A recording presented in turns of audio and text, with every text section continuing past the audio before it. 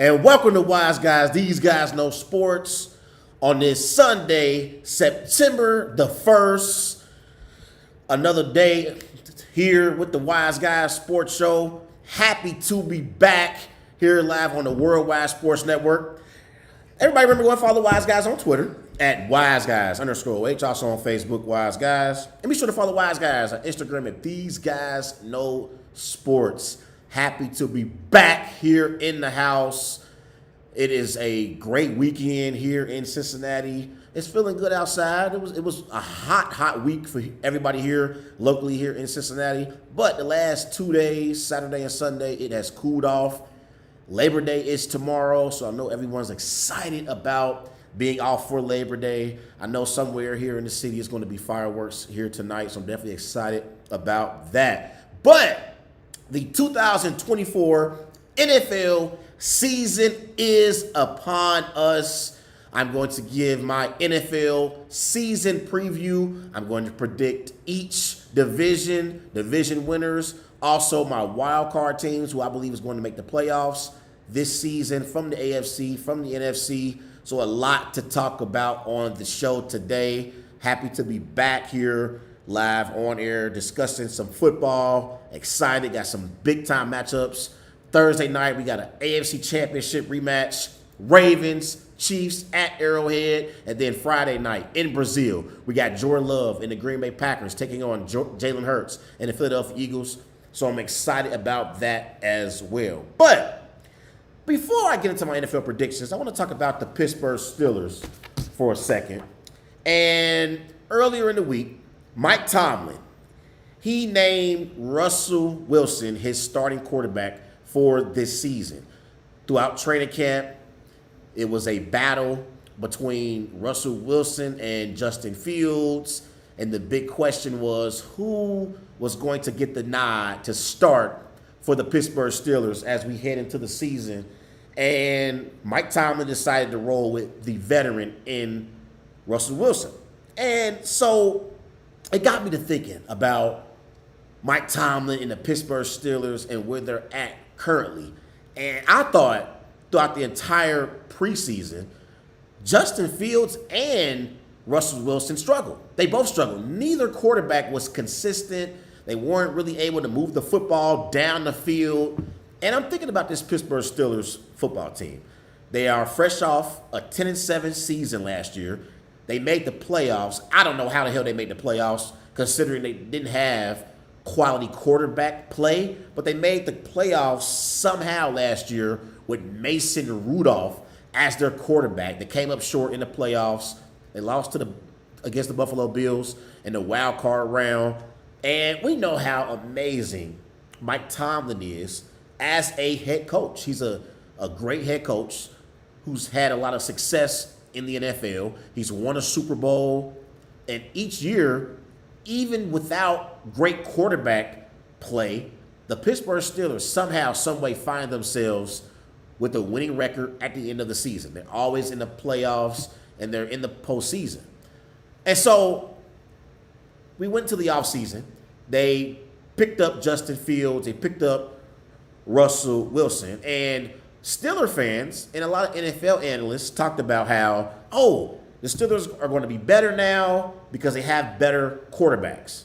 And they were saying that Russell Wilson and Justin Fields are upgrades over Mason Rudolph and Kenny Pickett. But as I watched the preseason, I started to think to myself, are we sure that the Pittsburgh Steelers have better quality quarterback play? Are we sure? Are we sure that the Pittsburgh Steelers are now better with Russell Wilson and Justin Fields than they were with Mason Rudolph and Kenny Pickett? I'm not so sure. You look at Russell Wilson last year for the Denver Broncos, 26 touchdowns, 8 interceptions, 3,070 passing yards. And the Denver Broncos, they decided to bench Russell Wilson, and the Broncos were playing well. They were playing well. They were fresh off their biggest win of the season. They had beat Mahomes and the Chiefs in Denver, and then out of nowhere, caught us all by surprise, head coach Sean Payton benched Russell Wilson. And I thought Russell Wilson was playing well at that time, but throughout his time in Denver, Russell Wilson was inconsistent. He definitely had a rough first year. First year, only 16 touchdown passes, 11 interceptions, probably the worst year of his career in 2022. And then you look at Justin Fields. They brought in Justin Fields as well. Justin Fields played 3 seasons for the Chicago Bears, 40 touchdown passes, 30 interceptions, over 6,000 passing yards. But we all know Justin Fields is an inconsistent passer. He's not a great pocket passer. He can use his legs. He has great mobility. But as far as being a pure pocket passer, Justin Fields has come up short in that perspective in his first 3 seasons. So they bring in Russ. They bring in Justin Fields. And watching these preseason, I'm thinking to myself, the Pittsburgh Steelers have the same questions at the quarterback position this year that they had last year heading into the season. Russell Wilson and Justin Fields are no better than Kenny Pickett and Mason Rudolph. I'm sorry. I've watched the entire preseason, and I'm sitting there thinking they have the same issues. Same issues. And this is a team that offensively, they have weapons. At running back, you got Najee Harris. Okay? As a backup, you got Jalen Warren as well. Nice quality backup running back. At receiver, you got George Pickens. Okay? You got Van Jefferson as well. You got Scotty Miller. At tight end, you got Pat Freiermuth, who I like as well. So they have nice weapons offensively. Now, the offensive line is a question mark. We saw against the Buffalo Bills, Wilson was running around for his life. And the offensive line has also been inconsistent in the preseason as well. But for me, because Mike Tomlin decided to roll with Russell Wilson, I think that was a mistake.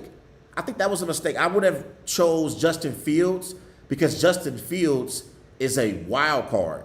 We know he's not a consistent passer, but because he can use his legs, I feel like if you have a questionable offensive line, you can have some success with Justin Fields compared to Russell Wilson because Justin Fields can be elusive and he can make plays outside of the pocket that Russell Wilson no longer can make. I think Russell Wilson now at this point in his career, he's a stationary target in the pocket and he's not really able to use his legs the way Justin Fields can.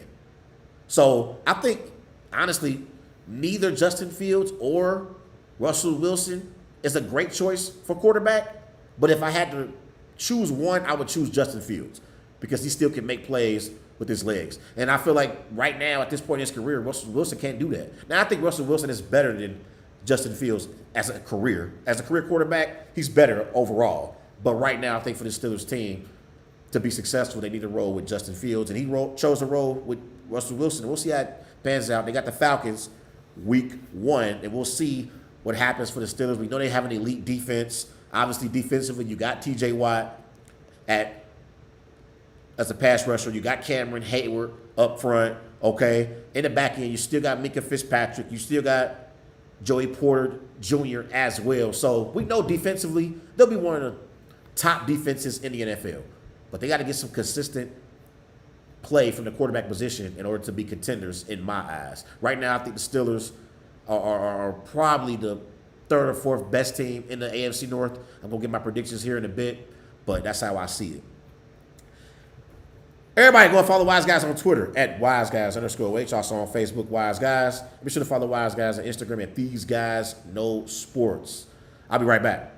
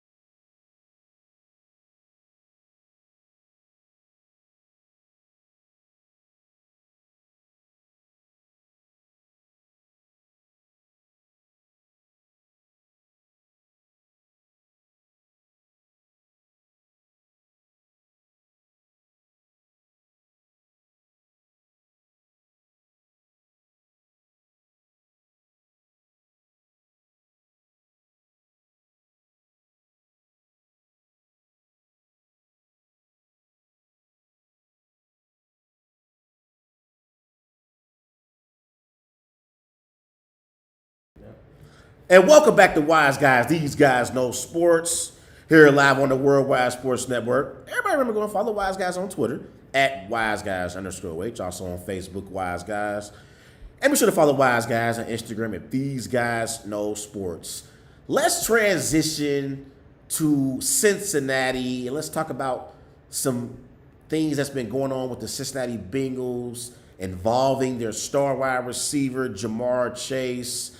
And everybody knows that I am a diehard Packers fan, but I am born and raised here in Cincinnati, Ohio. So I have family and friends who are Bengals fans. And so we are about a week away from the start of the 2024 season, if you're a Bengal fan, because Thursday we got Ravens-Chiefs in Arrowhead, and we got Packers-Eagles Friday night in Brazil. But here in Cincinnati, Bengal fans, they're happy because they're going to get back their star quarterback in Joe Burrow.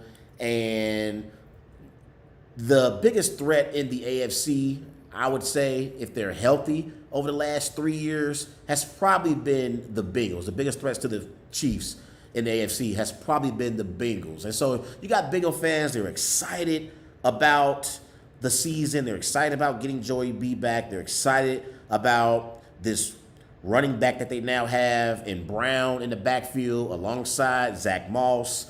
They're excited about, having T. Higgins back for another season. And then defensively, they also made some moves as well in free agency.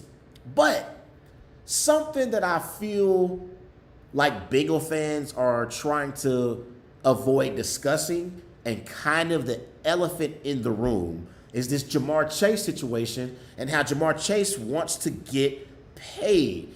If you've been keeping up in the news, you've been seeing throughout training camp and even once official practice started, Jamar Chase has not been consistently practicing with the Cincinnati Bengals. I believe last week he came back and practiced 1 or 2 times, but then he sat out again. And Jamar Chase, he has 2 years left on his deal, and he wants to get a new deal from the Cincinnati Bengals. And when you look at Jamar Chase, you look at what he's done so far in his career, in his first 3 years in the NFL. He has 268 receptions, 3,717 passing yards, 29 touchdowns for his career. When I think about Jamar Chase, I believe that Jamar Chase is a top 5 receiver in the NFL. Honestly, I feel like he's one of the 2 best receivers in the NFL. Outside of Tyreek Hill, I'm not taking another receiver over Jamar Chase. I think Jamar Chase is better than Justin Jefferson. He's better than Amon-Ra St. Brown and even a Devontae Adams right now, because Devontae Adams doesn't have a quarterback in Las Vegas. So Jamar Chase in his first 3 seasons playing alongside Joe Burrow has played at an elite level. And you look at Joe Burrow and what Joe Burrow has been able to do so far since he's been in the NFL. 97 touchdown passes, 37 interceptions, 14,083 passing yards, completing 68% of his passes. And Joe Burrow has been in the NFL for 4 years. And 2 of those 4 years, he's had injuries. Last year, he had the wrist injury that ended his season, and then he had the season-ending injury. I believe it was in 2020, his rookie year, where he had a very, very bad injury. So in the 2 years where Joe Burrow has played start to finish, one of those seasons the Bengals were in the Super Bowl, and the other season they were in the AFC Championship game with an opportunity to have back-to-back Super Bowl appearances. So Joe Burrow is a top 5 quarterback in the NFL. But a part of the reason why Joe Burrow is a top 5 quarterback in the NFL is because of Jamar Chase. Joe Burrow doesn't have the success that he has if it's not for Jamar Chase. So I bring all that up to say, even though Jamar Chase still has 2 years left remaining on his deal, if you're Mike Brown, the owner for the Cincinnati Bengals, why would you not pay Jamar Chase now? Because you're going to get him at a cheaper rate than you will next year. You give Jamar Chase his money now. If you Jamar Chase, and I understand Jamar Chase in his perspective, if you Jamar Chase, Jamar Chase is looking at the fact that CeeDee Lamb just got paid. We saw Justin Jefferson get paid. Amon St. Brown also has gotten paid. A.J. Brown for the Eagles has also gotten paid. And Jamar Chase is looking around thinking, I'm a top 5 receiver at my position. I need my money. And he's earned his money. Don't tell me that the Cincinnati Bengals would have the success that they have had if it was not for Jamar Chase. Don't tell me that they would have the success that they've had if Jamar Chase wasn't in the mix. They have relied on Jamar Chase and his ability to get open in the open field.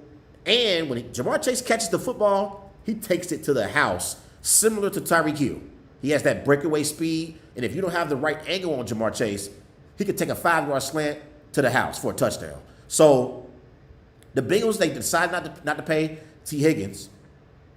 They moved off of Joe Mixon. They moved off of Tyler Boyd. So Jamar Chase is thinking, why am I not getting paid? What are we doing here? Now, I know Mike Brown has his way of doing business. We all know Mike Brown is a cheap owner. We all know it. But you have to make exceptions for your star players. And I think the Bengals should make an exception here. They should make an exception for Jamar Chase. Pay that man what he's asking for. Pay him what he's asking for. So I'm interested to see how this pans out. Trey Wingo, he had an interesting tweet earlier in the offseason. He says, as someone I trust told me about things in Cincinnati this summer, the vibe isn't good. So Bengal fans, they're excited about the season. They got the Patriots week 1. So if they don't pay Jamar Chase and he doesn't play week 1, they'll beat the Patriots without Jamar Chase. That's a bye week for the Bengals. But week 2, you got the Patriots. You got the Chiefs. You got to go to Arrowhead. So I'm interested to see how this pans out. If Jamar Chase holds out and doesn't play, the Cincinnati Bengals will not, I repeat, they will not contend in the AFC North or in the AFC, period. They need Jamar Chase in the mix with Joe Burrow if they want to have success this season. Everybody go and follow Wise Guys on Twitter at WiseGuys_H. Also on Facebook, Wise Guys. I'll be right back.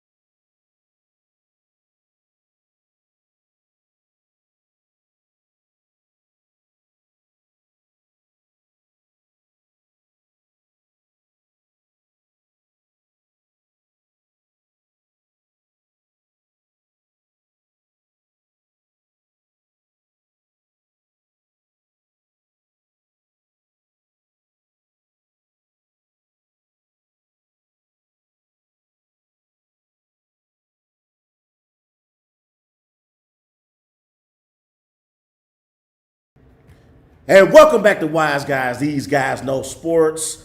Here live on the Worldwide Sports Network. Everybody remember go follow Wise Guys on Twitter at WiseGuys_H. Also on Facebook, Wise Guys. And be sure to follow Wise Guys on Instagram at These Guys Know Sports. Let's transition to my NFL season preview. Let's start off in the NFC South. The division odds for the NFC South are as follow. The Panthers come in last place with a plus 1,100. The Saints are a plus 400. The Buccaneers are a plus 320. And the Atlanta Falcons are a minus 130 to win the NFC South. Last year, the Tampa Bay Buccaneers won the division with a 9-8 record. The Saints finished the season 9-8 as well, but they missed the playoffs. The Falcons were 7-10, and the Carolina Panthers were 2-15. Let's start off with the Carolina Panthers. Let's talk about the Panthers overall as a team. They brought in new head coach David Canales. David Canales, he's had a lot of experience in the NFL. He was the wide receivers coach in Seattle, also the quarterbacks coach and the passing game coordinator. He also was the offensive coordinator for the Tampa Bay Buccaneers last year as well. He's the new head coach for the Carolina Panthers.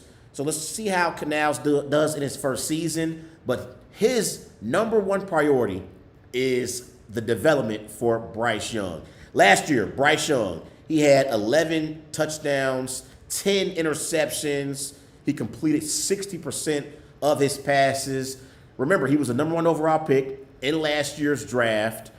And C.J. Stroud was sensational last year.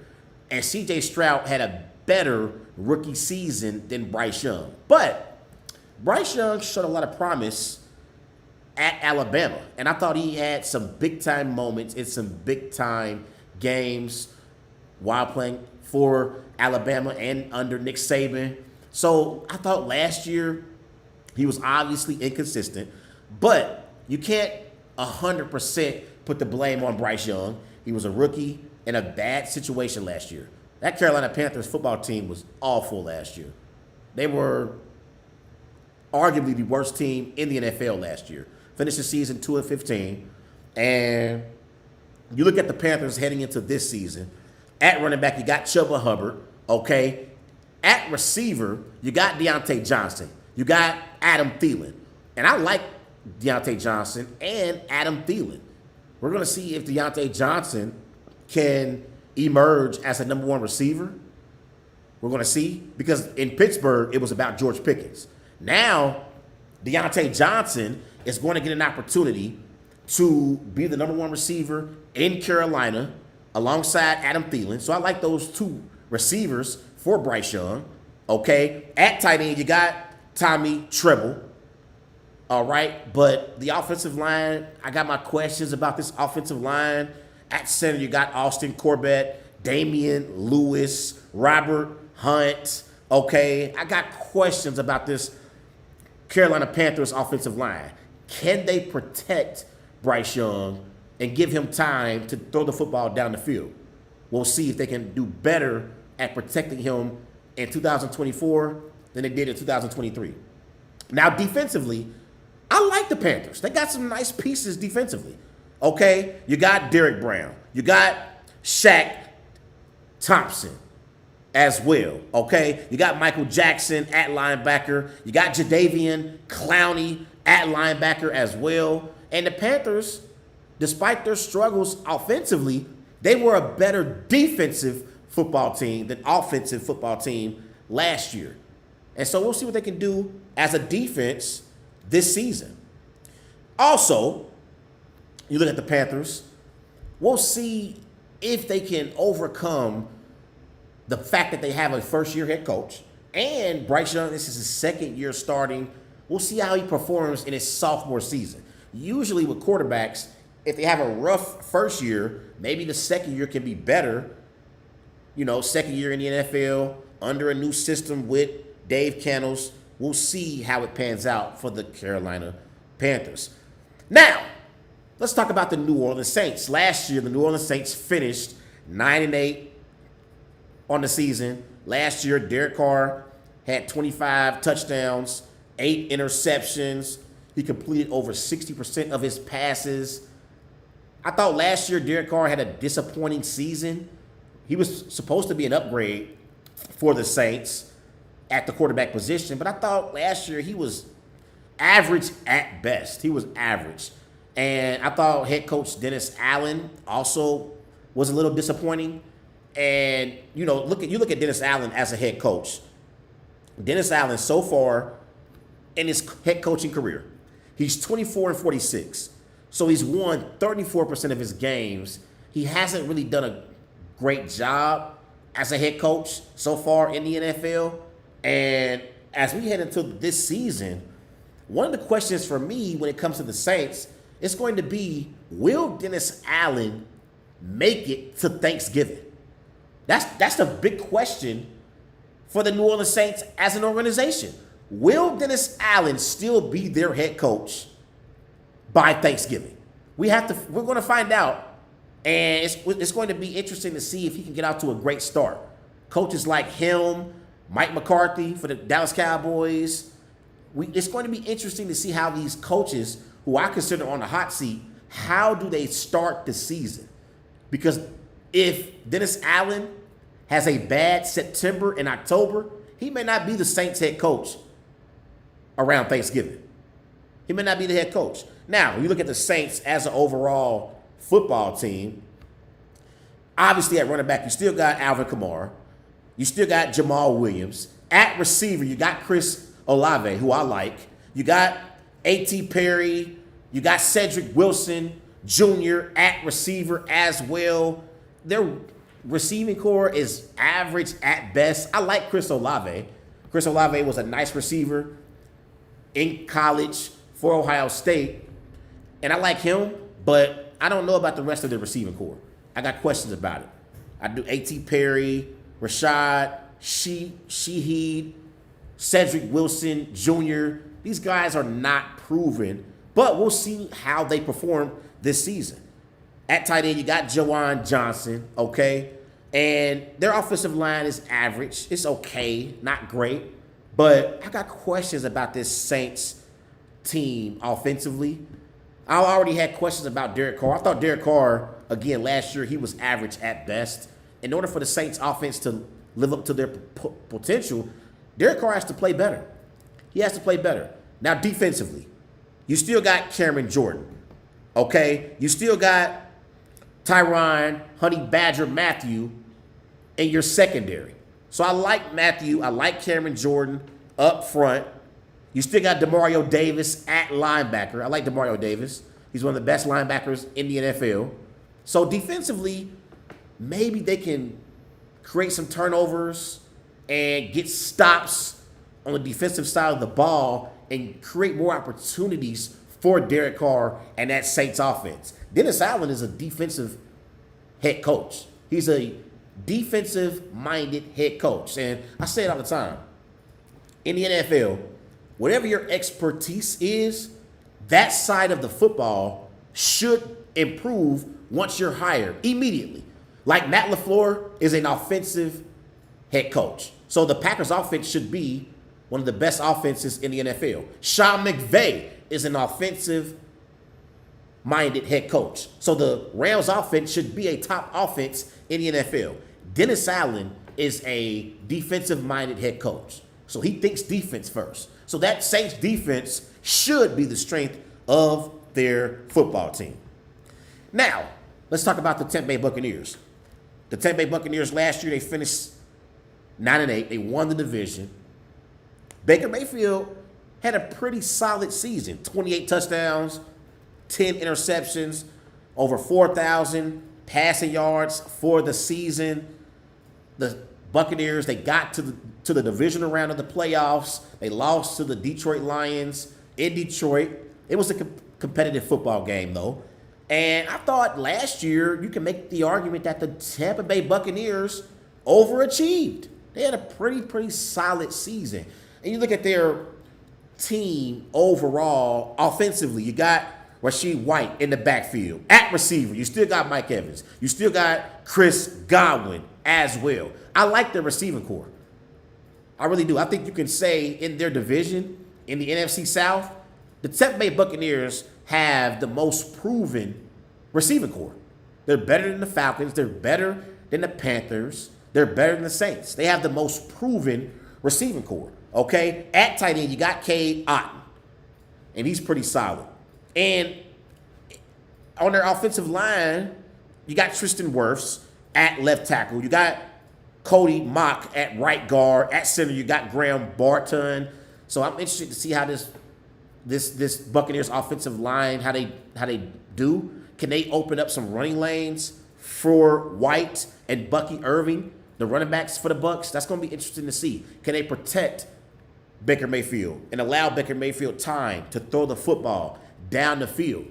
I think the Buccaneers are one of those teams that could be a wild card or a sleeper in the NFC. We'll see. And let's move on to the Atlanta Falcons. Now, the Atlanta Falcons, they finished the season last year 7-10. They had a season last year where they were inconsistent. They ended up firing Arthur Smith. They brought in new head coach Raheem Morris. And they also brought in Kirk Cousins. They drafted Michael Penix Jr. And at quarterback, I thought they upgraded. Last year, they struggled at the quarterback position. They had Taylor Heineke, I believe. They also had Desmond Ridder. So bringing in Michael Penix and Kirk Cousins, immediately the Atlanta Falcons, they upgrade at the quarterback position. Last year, Kirk Cousins, he had a season-ending injury. But before that, he was playing well. 18 touchdowns, 5 interceptions, over 2,300 passing yards. And for his career, Kirk Cousins, 270 touchdown passes, 110 interceptions, 39,471 passing yards. And Kirk Cousins is one of those quarterbacks. He's not great, but he's not bad either. He's better than average, I would say. I think Kirk Cousins is a good quarterback. He's not great. He's not bad or average. He's good. And I think he can be a stabilizer at the quarterback position for the Atlanta Falcons. I really do. I love this pickup by the Atlanta Falcons picking up Kirk Cousins, because now you improve at the quarterback position immediately. You look at the Atlanta Falcons overall as a football team offensively. In the backfield, they got one of the best running backs in the NFL in B.J. Robinson. You got Tyler Aguilar as well as a backup running back. But B.J. Robinson is big time. He's a top 10 running back in the NFL. And I want to see if their receiving core can take a step forward. At receiver, you got Drake London. You got Darnell Mooney. You got Ray McLeod III as well. You got Rondale Moore. He's going to start the season on IR, but he's a nice quality receiver for Kirk Cousins. Okay? So I like this Falcons offense. I like some of their weapons offensively who Kirk Cousins is going to throw the football to. I like their running game with B.J. and Robinson. So I like this Falcons offense. If they can protect Kirk Cousins and give Kirk Cousins time to throw the football down the field, the Falcons can have some success in the AFC South. I'm sorry, in the NFC South and in the NFC overall. And defensively, I remember when the Falcons, they drafted Michael Penix. Everyone was going crazy. Falcons fans were upset with the pick. Like, why didn't you get a pass rusher? We need pass rushers. And they decided to draft Michael Penix. You have to draft a quarterback when you're in that position, because quarterback is the hardest position to draft. You can go and find pass rushers. You can get a great pass rusher in free agency. You can go and trade for a decent pass rusher as well, and that's exactly what the Atlanta Falcons did a few weeks ago. They traded for Matthew Judon Judon is a former New England Patriot. He's a good pass rusher. He's going to help this Falcons defense. And we know Raheem Morris preaches defense, okay? I think the Falcons have the best safety tandem in the NFL with Justin Simmons and Jesse Bates. I love their safeties. So you got Jesse Bates, you got Simmons as well as safety, and up front as a pass rusher, you got Matthew Judon, you got Zach Harrison, okay? You got Grady Jarrett. I like this Falcons defense. I really, really do. So all those Falcons fans and NFL analysts who were critical of the Falcons drafting Michael Penix, I think now you have to be happy with where the Falcons are as we head into the season. Seriously. Michael Penix now can learn from Kirk Cousins, and I think the Falcons, they took a page out of the Packers book. Remember, Aaron Rodgers, he learned and developed under Brett Favre. Jordan Love learned and developed under Aaron Rodgers. Now, Michael Penix gets a chance to learn under Kirk Cousins. So I like that. I really, really do. I like it. I like that. And so when I look at the NFC South, I'm going to go last to first. The team to me that's going to finish last in this division, yet again, will be the Carolina Panthers. I like Bryce Young. I hope he shows promise this season, but I don't believe they have enough weapons to keep up with the other teams in this division. So I got Panthers at 4. At 3, I'm rolling with the New Orleans Saints. I think the New Orleans Saints, they're going to have a down year this year. Saints fans down there in New Orleans, I'm sorry to tell you, it's not going to be a good season for the New Orleans Saints this year. I think Dennis Allen will be lucky if he still has a job by Thanksgiving. So I got the Saints finishing 3rd, and I think Chris Olave will show promise this year. I think he's going to elevate his game and be a true number 1 receiver, but I don't really have high expectations for the Saints this season. So I got them finishing 3rd. Coming in 2nd place, I have the Tampa Bay Buccaneers, led by Baker Mayfield. So I have the Bucks at 2nd. I like the receivers for the Bucks. Again, Mike Evans and Chris Godwin are the 2 most proven receivers in the division. So I got them finishing 2nd. But winning the division and winning the NFC South, I have the Atlanta Falcons, led by Kirk Cousins. I love the moves that the Falcons made in the offseason. So I got Falcons, Bucks, Saints, Panthers in the NFC South. That's how I have the NFC South division going this season. Falcons, Bucks, Saints, Panthers, NFC South. Everybody go and follow Wise Guys on Twitter at WiseGuys_H. Also on Facebook, Wise Guys. And be sure to follow Wise Guys on Instagram at These Guys Know Sports. I'll be right back.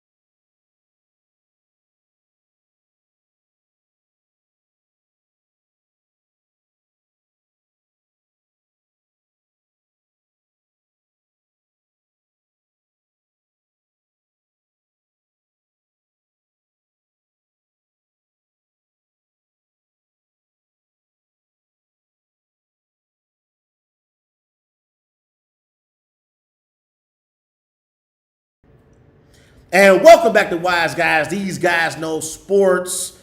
Here live on the Worldwide Sports Network. Everybody remember go and follow Wise Guys on Twitter at WiseGuys_H. Also on Facebook, Wise Guys. Be sure to follow Wise Guys on Instagram at These Guys Know Sports. Sitting here on this Sunday, September the 1st.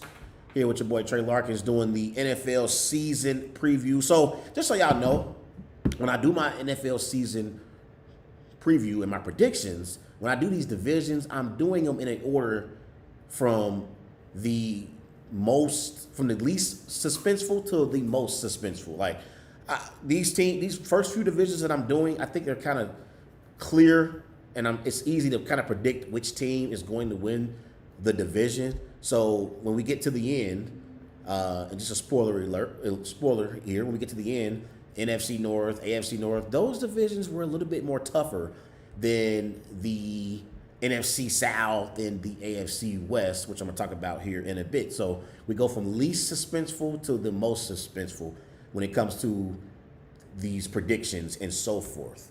So let's transition and let's go to the AFC West. Let's talk about the AFC West, as obviously last year the Kansas City Chiefs, they won the division with an 11-6 record, not as dominant as in years prior, but they won the division with an 11-6 record. The Raiders came in at 8-9. The Broncos finished 8-9 last year, and the Chargers were 5-12. So when I think about the AFC West, obviously the team to beat are the Kansas City Chiefs. They've been dominating this division since Patrick Mahomes became a starting quarterback.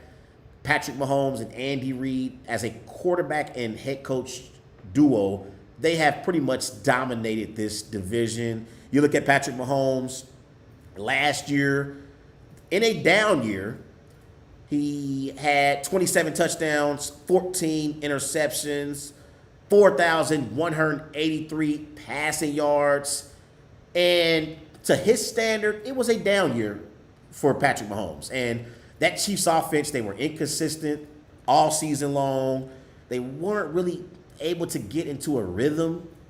I thought they were just so inconsistent throughout the season. They didn't really get into a rhythm until late in the season last year and into the playoffs. But a part of the reason why the Chiefs have had so much success is because of Andy Reid. It's not just Patrick Mahomes. You have to give Andy Reid his credit. You look at Andy Reid as a head coach, 3-time Super Bowl champion. He won Coach of the Year in 2022.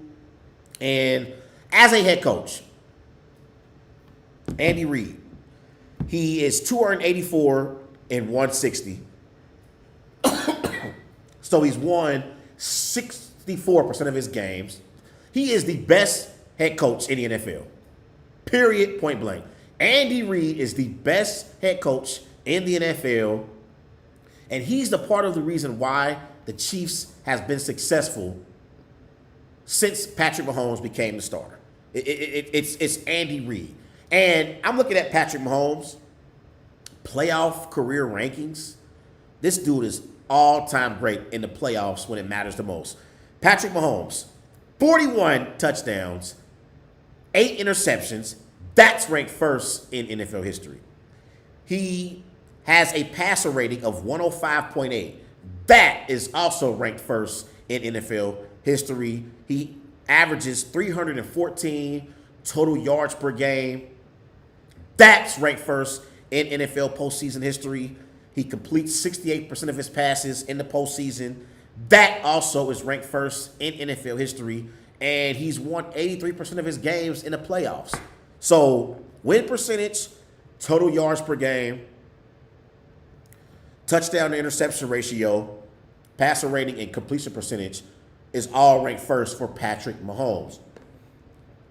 So he's been sensational for the Kansas City Chiefs when they needed him the most. And right now, I have to be honest, and this is hard for me to admit, because I watched greatness at the quarterback position from Brett Favre and Aaron Rodgers. But right now, Patrick Mahomes is on a trajectory to be in the conversation with Tom Brady as the greatest of all time. You look at in their first 7 seasons in the NFL, this is playoff record and regular season record. Tom Brady in his first 7 seasons, 82-26. Patrick Mahomes, 87-25. Tom Brady averaged 225 passing yards per game. Patrick Mahomes averages 296 passing yards per game. And this was before his recent Super Bowl title.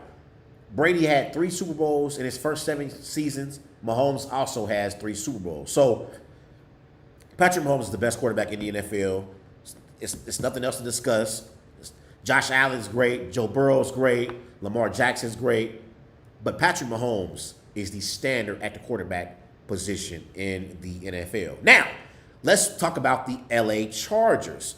Obviously, the LA Chargers, they hired Jim Harbaugh. Jim Harbaugh has coached at the collegiate level and in the NFL level. He was the previous head coach for the San Francisco 49ers. He had a Super Bowl appearance. And for his career at the NFL level, he is 49-22-1. So he's won 69% of his games.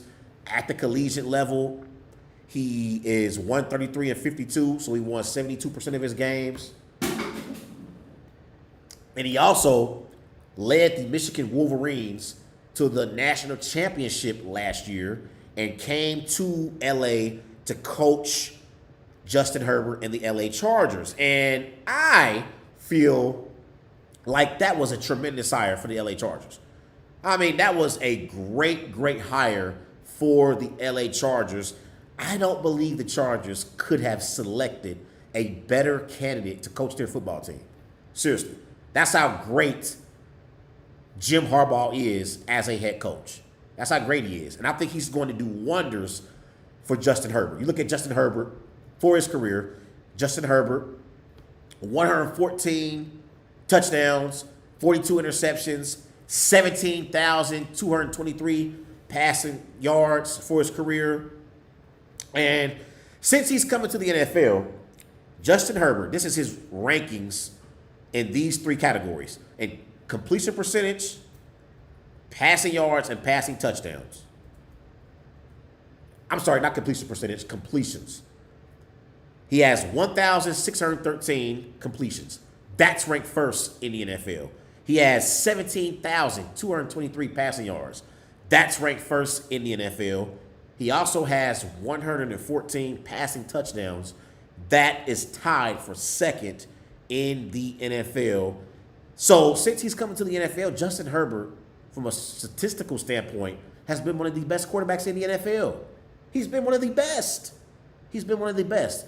And the problem with Justin Herbert, and the problem that he has, is management in the Chargers organization and head coach. He's never had a great quality head coach. Last year, Brandon Staley was awful. He was awful. Let's call a spade a spade. Brandon Staley was an awful head coach. And so bringing in Jim Harbaugh is going to help Justin Herbert as a quarterback, and I think it's going to bring the best out of Justin Herbert.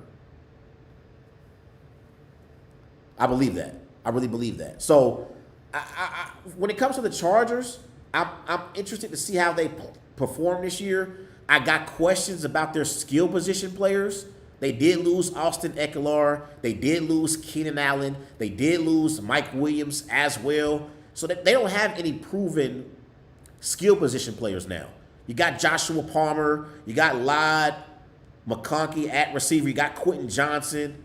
You got Braden Rice. In the backfield, they picked up Gus Edwards.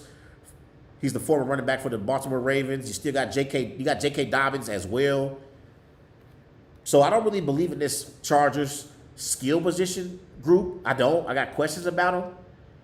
And at tight end, you got Will Disley. We'll see how he can perform. But I got questions about this Chargers offense, but I like them having Harbaugh.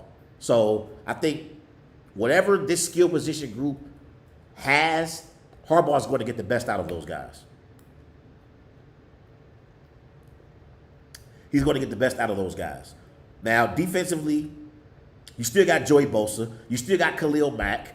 Okay? In the back end, you still got Derwin James, one of the best safeties in the NFL. Okay? So we'll see how they perform defensively. Harbaugh, he loves his defense. So they definitely could be better this season. Okay? Now, let's talk about the Denver Broncos. Look at the Denver Broncos. They drafted Bo Nix. Their head coach is still Sean Payton. Okay?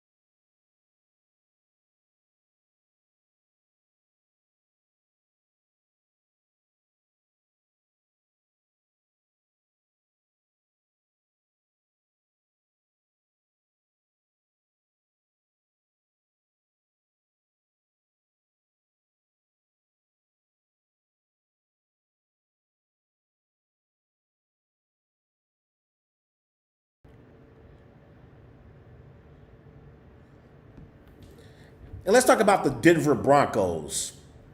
As their head coach is Sean Payton. And Sean Payton, we all know, is a proven NFL head coach. For his career, he is 169 and 106, so he's won 62% of his games. They brought in Bo Nix from Oregon. Bo Nix, as a starter in college, 5 years, Bo Nix had 113 touchdown passes, 26 interceptions, 15,351 passing yards, completing 66% of his passes. A lot of those Broncos individuals in that organization and Sean Payton himself, they've raved about Bo Nix. They are excited about the development of Bo Nix. They feel like he's already understanding the different concepts, goes through his progressions at the quarterback position. They like Bo Nix. They really, really like this selection. They feel like Bo Nix is perfect, the perfect quarterback to pair alongside Sean Payton. And I'm looking at the Broncos offensively and defensively. Let's start off with their offense and weapons that Bo Nix is going to distribute the football to.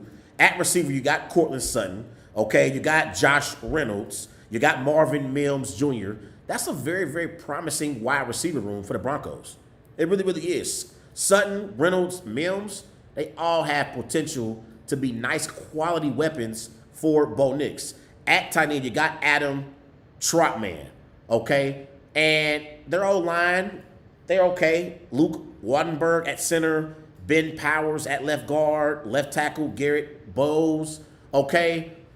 I'm interested to see how this Broncos offense plays. I see potential in this Broncos offense. I really, really do.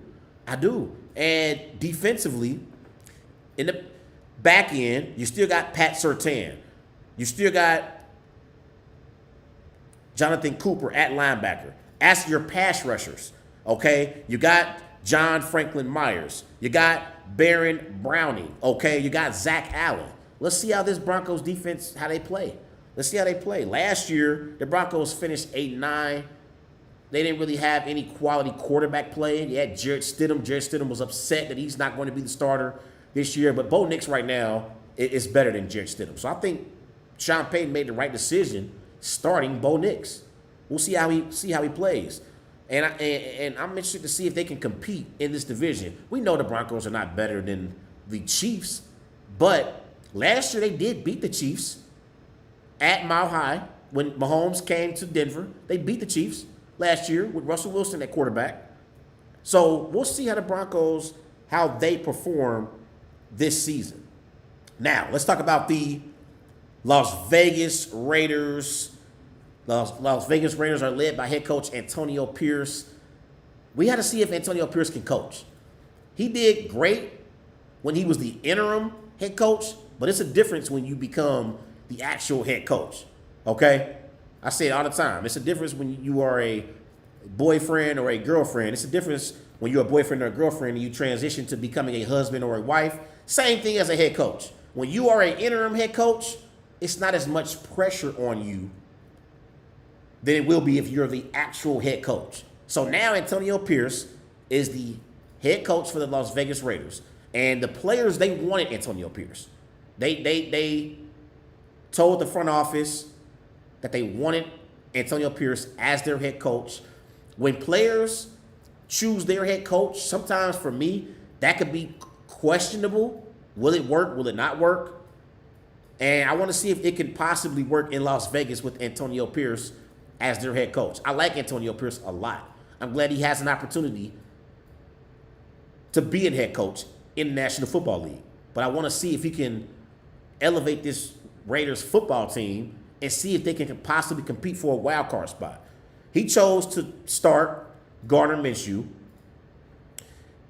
And Gardner Minshew, last year for the Colts, he was average. 15 touchdowns, 9 interceptions, 3,305 passing yards. It was a quarterback competition between Gardner Minshew and Aiden O'Connell. Pierce decided to go with Minshew. Minshew is a veteran, and he's been a pretty solid backup. But I'm looking at this Raiders team. I just don't think they have enough firepower to compete with the other teams in the AFC. With the Texans, with the Chiefs, with the Bengals. At receiver, you got Devontae Adams. Devontae Adams is still a top 5 receiver in the NFL. Make no mistake about it. The Raiders ain't struggling because of Devontae Adams. I can promise you that. Devontae Adams is a big-time receiver. But outside of Devontae, I don't really see another proven receiver on this Raiders football team. You got Jacoby Myers. Okay, you got Trey Tucker, Romel Keaton as well. I like their tight end in Brock Bowers. He's the former tight end for Georgia. He was a Georgia tight end for their championship run that they had previously. So I like Brock Bowers a lot. I think he's going to be a top 10 tight end, possibly by season's end. But I just don't know about their running game with Zamir White. They lost Josh Jacobs to the Packers. I just don't know about this Raiders offense. And for me, I just don't know if Gardner Minshew can be consistent as a quarterback. Like, I think he can have his moments, but I don't know if he can be consistent. Now, defensively, you still got Max Crosby, okay, one of the best defensive players in the NFL. You got Jack Jones in your secondary. At linebacker, you got Luke Masterson, okay? They got some decent defensive players, but Max Crosby is one of the best defensive players in the NFL. My question for the Las Vegas Raiders has nothing to do with their performance as a football team this year. The biggest question for me, for the Raiders, is going to be, will Devontae Adams finish the season as a Raider? That's the biggest question for the Raiders right now. And if I'm Devontae Adams is a star receiver in the NFL. He's had a lot of success, been to multiple conference championship games. He's a proven number one receiver in this league, has made a lot of money. But if you're Devontae Adams, as you get into the latter part of your career and the later stages of your career, you got to ask yourself, do I want to win a Super Bowl? Because this Las Vegas Raiders team is not winning the Super Bowl anytime soon. They're just not. They're not even going to compete in the AFC West, let alone compete for a playoff spot in the AFC. So Devontae has to ask himself, how much longer do I want to be in Las Vegas? I could see Devontae Adams possibly being a New York Jet by season's end. Seriously. By the trading deadline, it wouldn't shock me one bit if Aaron Rodgers and the New York Jets traded for Devontae Adams. So that's my question when it comes to the Las Vegas Raiders. Will Devontae finish the season on the team? Overall, in the AFC West, I'm rolling with the Raiders to finish fourth. I got the Broncos finishing third. I like what I've seen from Bo Nix in the preseason. I think Sean Payton is still a proven head coach in this league. But I think the Broncos, they'll finish 8-9, 9-8-ish. And I think they're going to have a better season this year compared to last year. I'm going to roll with the Chargers, obviously, to finish second. Jim Harbaugh is a nice addition to their football team as a head coach. I think when you bring in a head coach like Jim Harbaugh, immediately your team is better. Immediately. And I think Jim Harbaugh is going to help elevate Justin Herbert as a quarterback. And I think you can involve Justin Herbert in those Patrick Mahomes, Josh Allen, Joe Burrow, Lamar Jackson conversations by season's end. So I think the Chargers are going to show promise, but I don't think they're going to be a playoff team. And so I think the Chiefs will win the AFC West yet again. Patrick Mahomes and Andy Reid will win the AFC West going away. Well, and for the Chiefs too, I'm excited because the Chiefs, they brought in Xavier Worthy as well. So that's a nice pickup for the Chiefs. He's going to definitely help their offense. Xavier Worthy, he has great speed, but you still got Sky Moore. You still got Marquise Brown. He's going to be out to start the season, but he has a lot of promise. As well, they end up bringing back Juju Smith-Schuster. I don't know how good he's still going to be, but they still got Travis Kelce, obviously one of the best tight ends in NFL, and they got Rashee Rice. Remember, like Rashee Rice, he showed flashes last year. So Chiefs playoff team, but no other team in this division will make the playoffs. It'll just be the Chiefs representing the AFC West in the playoffs this year. Everybody go and follow Wise Guys on Twitter at WiseGuys_OH. Also on Facebook, Wise Guys. And be sure to follow Wise Guys. Instagram at These Guys No Sports. I'll be right back.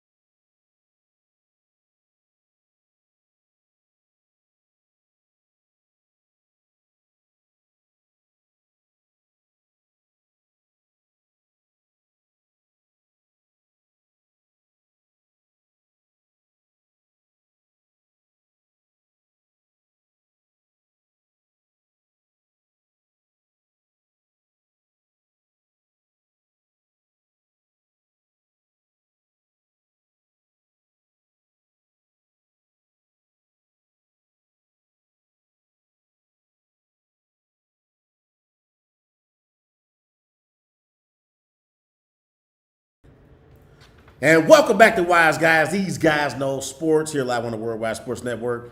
Everybody remember go and follow Wise Guys on Twitter at WiseGuys_H. Also on Facebook, Wise Guys. And be sure to follow Wise Guys on Instagram at These Guys Know Sports. Here previewing the NFL season and giving my division winners for each division.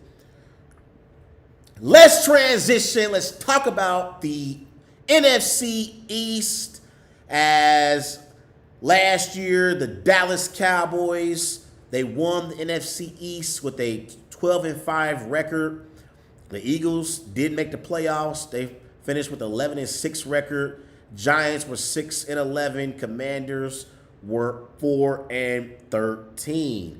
Let's start off with the Cowboys, as the Dallas Cowboys, they are second on the odds makers' eyes to win the division. They come in at a plus 175. The Eagles are a minus 135 to win the division. Cowboys plus 175. Commanders plus 1,100.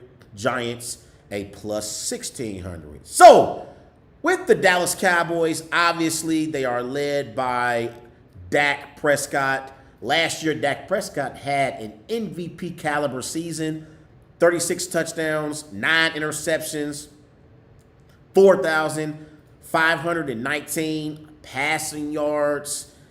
I thought last year Dak was great in the regular season.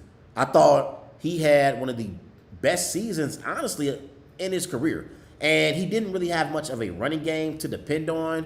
Tony Pollard had a decent year, but not a great year. And the offense pretty much ran through Dak Prescott. And I thought Dak Prescott played well in the regular season last year. He really, really did.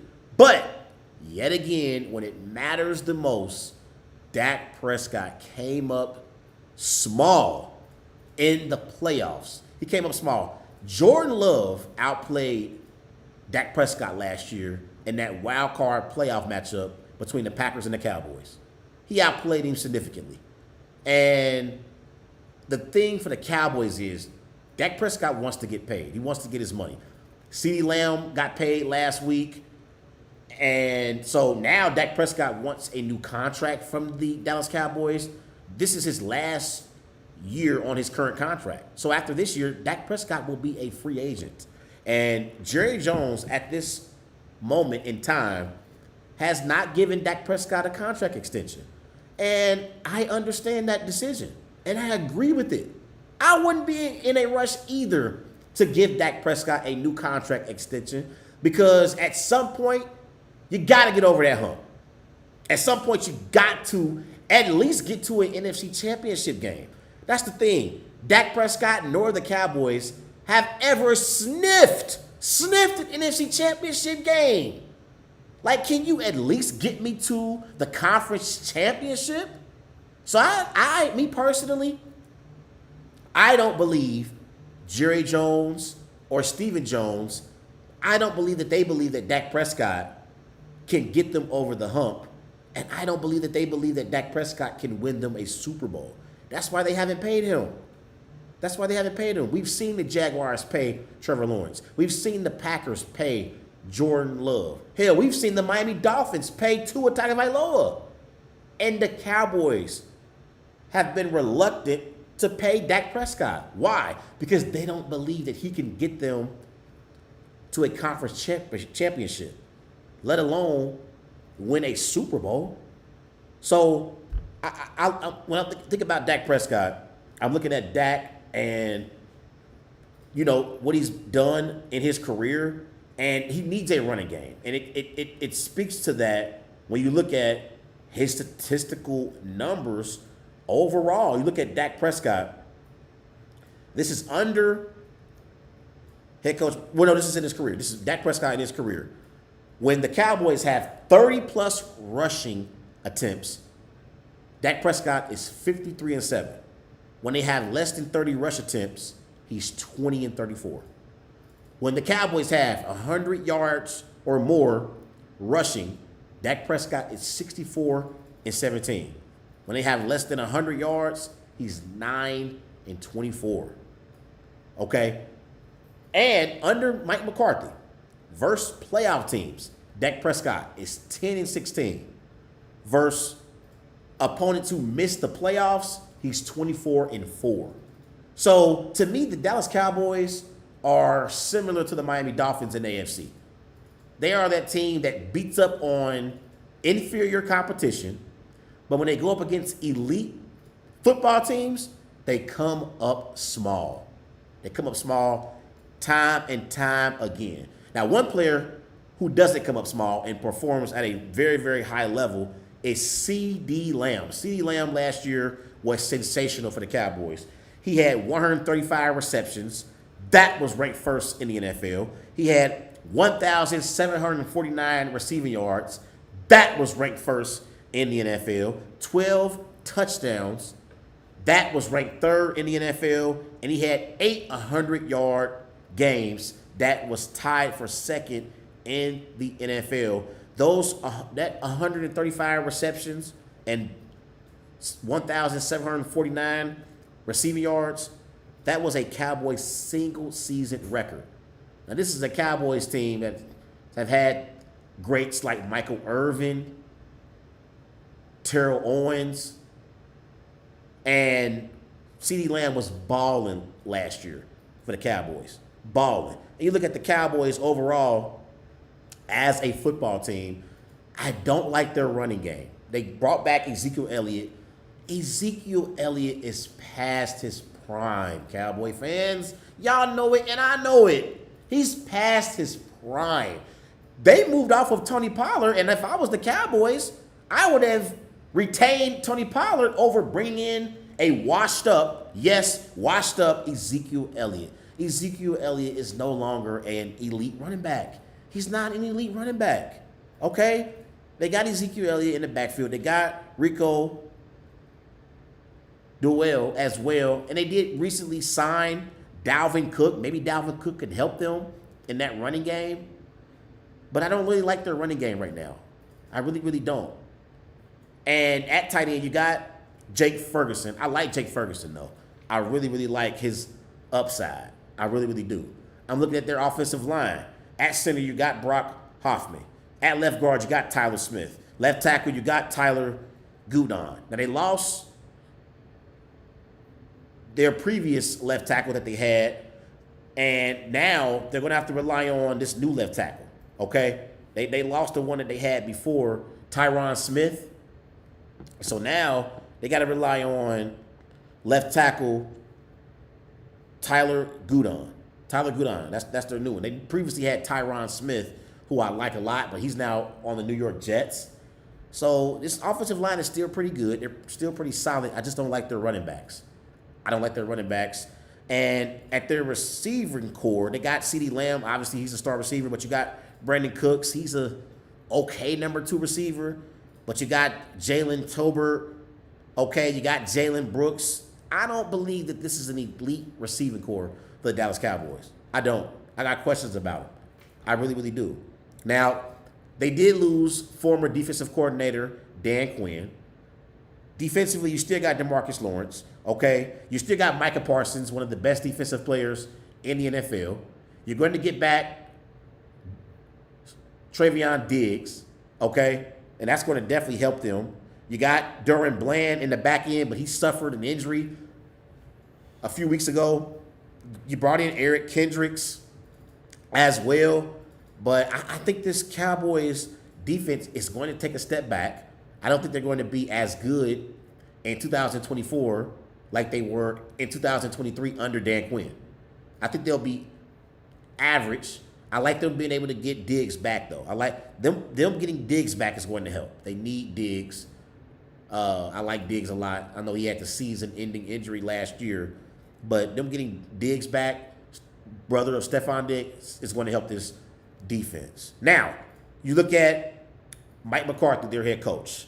Mike McCarthy, since he's been a head coach in the NFL, Mike McCarthy is 178 and 113 and 2. So he's won 61% of his games. We know Mike McCarthy won a Super Bowl in 2010 with Aaron Rodgers, but a lot of his wins that he had in his career came with Brett Favre and Aaron Rodgers. as his quarterbacks. And honestly, Mike McCarthy is one of those coaches who, if the Cowboys get off to a slow start, and they don't play well in September and October, Mike McCarthy may not make it to Thanksgiving. Similar to Dennis Allen in New Orleans, Mike McCarthy may not make it to Thanksgiving.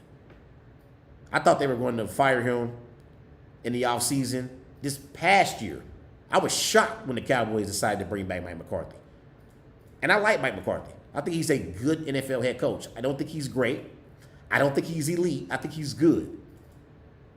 But if the Cowboys get off to a slow start, I'm sure that Jerry Jones will pull the trigger and move off of Mike McCarthy before Thanksgiving or even before Christmas. I can see it happening. So it's going to be interesting to see what kind of start they get off to. Now, let's talk about the Philadelphia Eagles. Last year, the Philadelphia Eagles, they finished the season 11-6. It was a terrible, terrible end last year at the end of the year for the Philadelphia Eagles. They just struggled. I believe at one point last year, the Philadelphia Eagles were 10-1. They were 10-1 and they were rolling. I think the game that comes to mind is when they beat the Buffalo Bills in Philly. The game went to overtime. That was their last meaningful win last year. Okay, that was their last meaningful win. You bring back, obviously, Jalen Hurts at the quarterback position. And in free agency, they bring in Saquon Barkley. And I like Saquon. Saquon is a top 5 running back in the NFL. Offensively, you still got A.J. Brown. You still got Devontae Smith.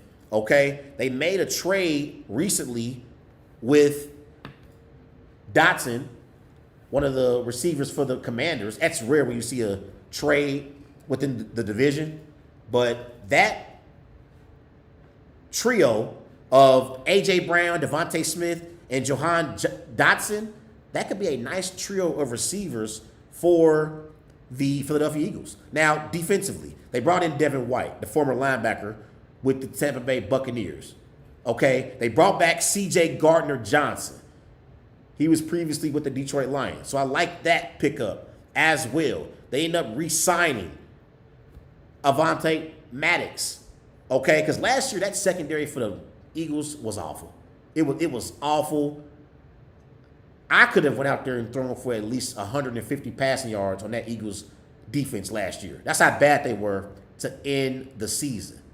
And because of that, people are questioning whether or not Nick Sirianni, whether or not he is the right coach for this football team.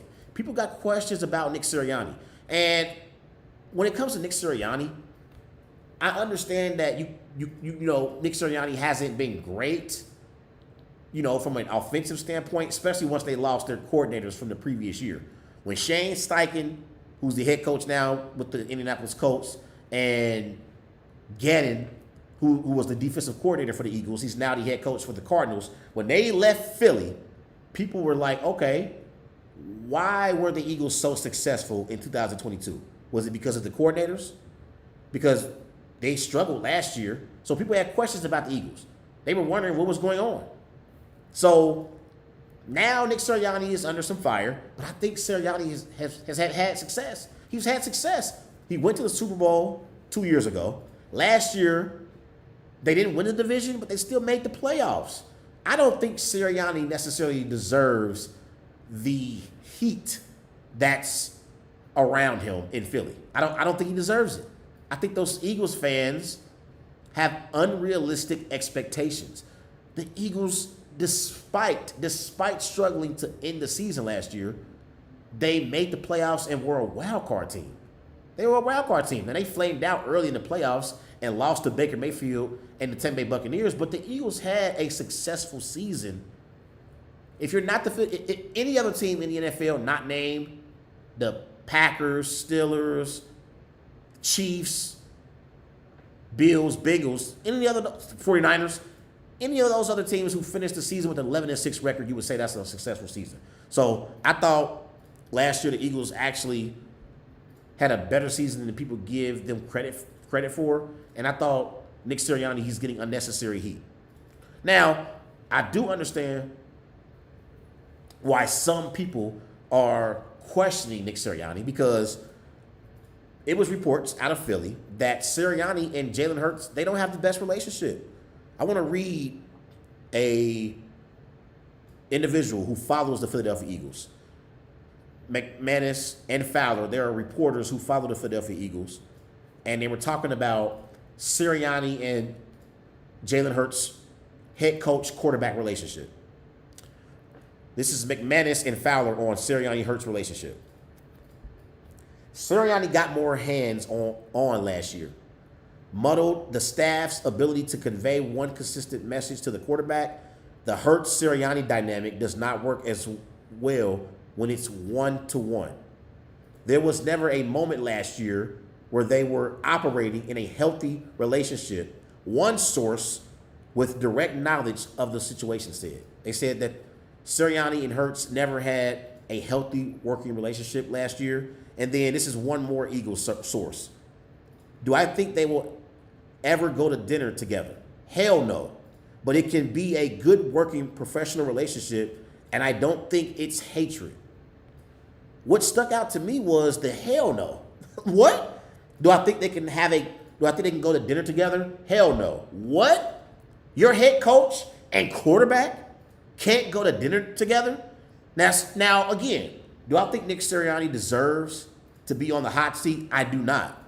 But one of the more important jobs as a head coach and things that you have to do, you have to have a great working relationship with your quarterback. That's why we see the Chiefs being successful under Andy Reid and Patrick Mahomes. That's why we have seen the Patriots be successful with Tom Brady and Bill Belichick in New England. We've seen Sean Payton and Drew Brees be successful in New Orleans. Your head coach and quarterback relationship has to be a priority for your organization. So even though I think Nick Sirianni is getting a lot of unnecessary heat, I still got questions about his relationship with Jalen Hurts and if they can be successful. I personally don't feel like Jalen Hurts was healthy last year. He was injured. And that's a part of the reason why I felt like the Eagles struggled. And pretty much from week 11 on last year, they were one of the worst teams in the NFL. But they had such a great record to start the season, they were able to still make the playoffs, but it was a complete mess by season's end last year for the Philadelphia Eagles. So I'm wondering if Jalen Hurts can get back to playing at an MVP season this season. Now, let's go to the Washington Commanders. The Washington Commanders, obviously, they brought in Dan Quinn.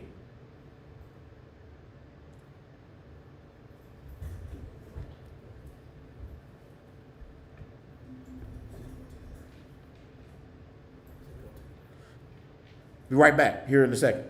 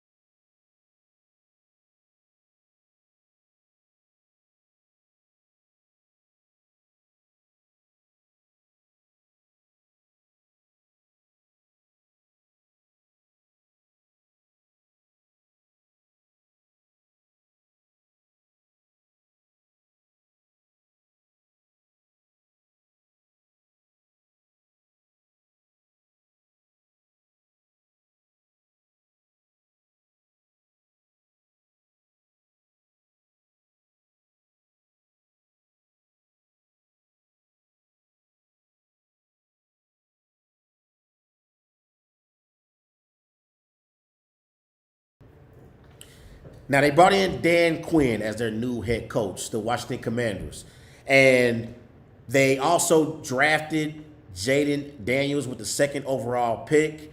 And Jaden Daniels, he's 6'4". I got questions about his stature. I'm not sure if he's going to be able to hold up. I do like what he did in college. In college, 89 touchdowns, 20 interceptions, 12,749 passing yards, completing 66% of his passes. I like Jaden Daniels. He showed some promise in the preseason, and he could be the best quarterback in this draft. I know everyone's high on Caleb Williams, but I think when we look back on this draft years down the road, I think the two best quarterbacks in this draft potentially could be Caleb Williams and Jaden Daniels. He could challenge Caleb Williams for Offensive Rookie of the Year. It's possible that he could challenge him. I'm looking at these weapons that Daniels has to throw the football to. You got Brian Robinson Jr. at running back. You got Austin Ekeler, who they brought in free agency. I love that pickup for the Commanders. Ekeler is a veteran presence, veteran running back in that backfield for the Commanders. At receiver, you got Terry McLaurin still at your receiver. You still got Noah Brown, okay? And you got Jamison Crowder at receiver. At tight end, you got Zach Ertz. I love Ertz in this Commanders offense. When you are a young quarterback like a Jaden Daniels, having a tight end who's reliable and who's a reliable target, it does wonders for young quarterbacks. Does wonders for young quarterbacks. So I like Ertz as a tight end on this Commanders football team. And again, I think Daniels has some weapons to throw the football to. We know McLaurin is a receiver. He's not an elite receiver, but he's a good receiver who has flashes and has moments in games where he makes big plays. I like Brian Robinson at the running back position. Okay, their offensive line, can they protect Daniels throughout the season and keep him upright? If they can, the Commanders, they can have some success. They can have some success this year for sure. And defensively, you got Clinton Farrell as a pass rusher. You got Daron Payne, okay? At linebacker, you got Dante Fowler Jr. They got Bobby Wagner, the old veteran, as well. And you got Dan Quinn as your head coach. And we know Dan Quinn knows his defense. He's a great defensive-minded head coach.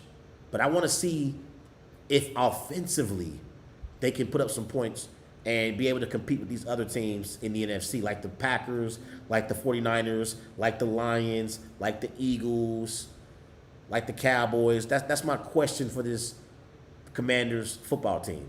Because Quinn is a defensive-minded head coach, similar to Mike Tomlin.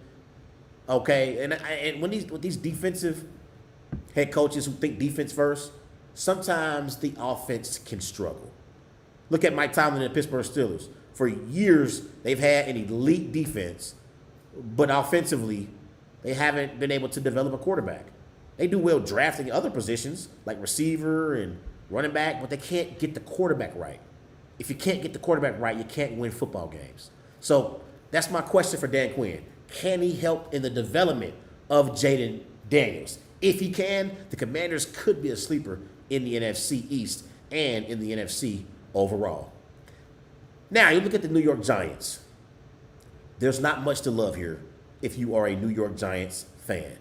Sorry to tell you, Giants fans, this is going to be a rough season for the Giants. Obviously, they are led by Brian Daboll. I like Brian Daboll as a head coach. I really, really do. I don't think it's Brian Daboll's fault why the New York Giants have struggled recently. Last year, they missed the playoffs. Now, the year before, they got to the playoffs, and I thought Brian Daboll got everything he possibly could out of Daniel Jones. I thought in 2022, the Giants overachieved. Remember, they went into Minnesota, and they beat Kirk Cousins and Justin Jefferson in Minnesota, and they pulled off the upset. I thought that was a very, very impressive season for the Giants in 2022. Last year, obviously, Daniel Jones got injured, and they struggled all throughout the season. But I'm not a believer in Daniel Jones. For his career, Daniel Jones, 62 touchdown passes, 40 interceptions, 12,512 passing yards. Honestly, I would say that Daniel Jones is the worst quarterback in this division by far. Give me Jalen Hurts, Dak Prescott, and Jaden Daniels over Daniel Jones.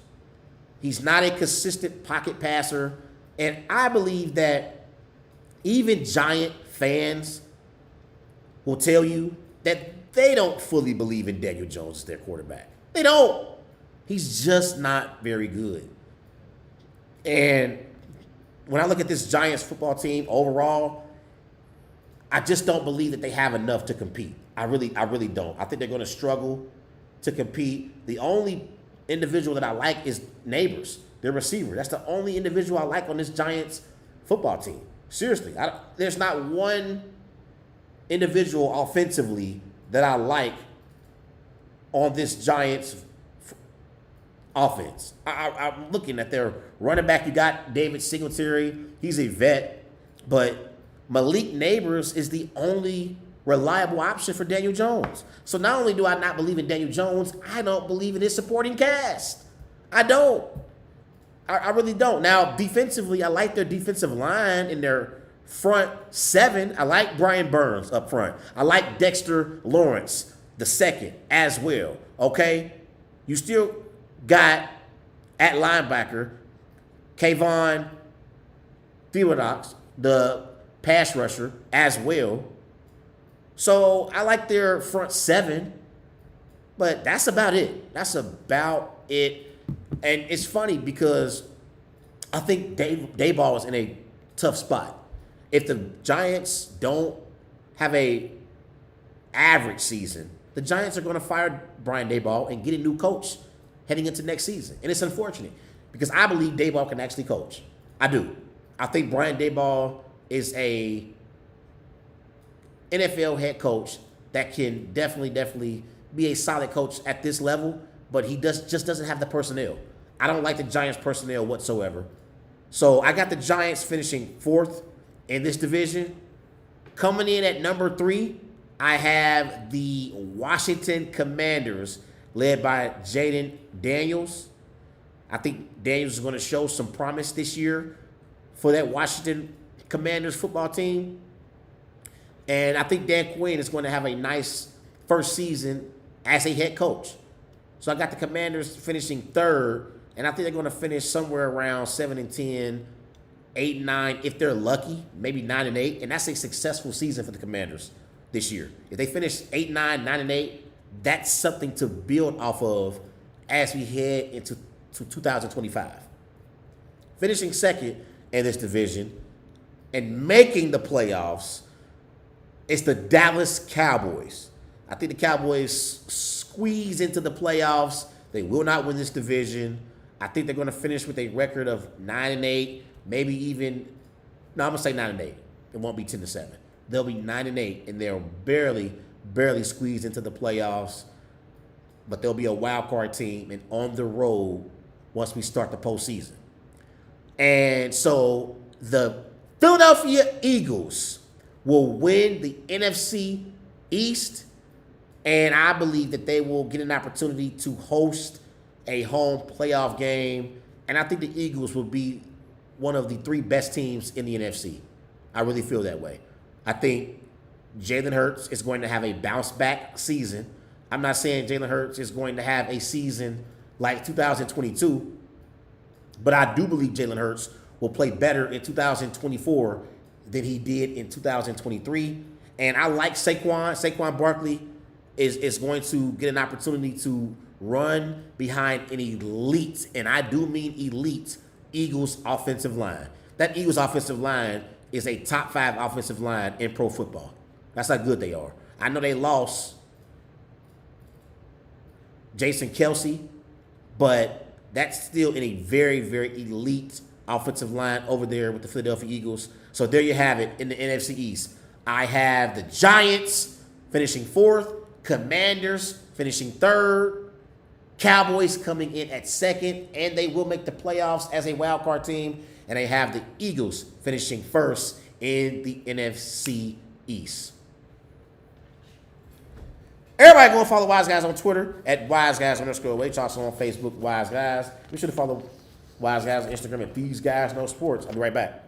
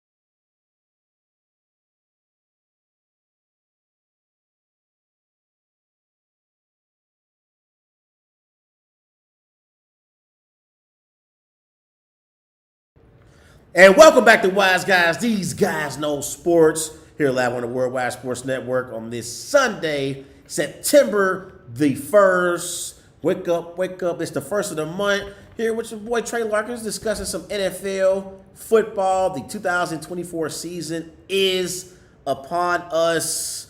So here's my NFL season preview. Let's transition. Let's talk about the AFC South. As last year, the Houston Texans, as a surprise team, won the AFC South with a 10-7 record. The Jaguars came in second place with a disappointing end to the season. They finished 9-8. The Colts had an actually impressive season, although they missed the playoffs. They finished the season 9-8. And the Titans finished 6-11. Heading into this season, Vegas odds for the division. The Titans are plus 900. Colts are a plus 325. Jaguars plus 275. And the Texans are a plus 105. Let's start off with the Houston Texans, the reigning AFC South defending champions. They're led by head coach DeMeco Ryans. I love DeMeco Ryans as a head coach. I believe that last year he was one of the best coaches in the NFL in his first season as a head coach.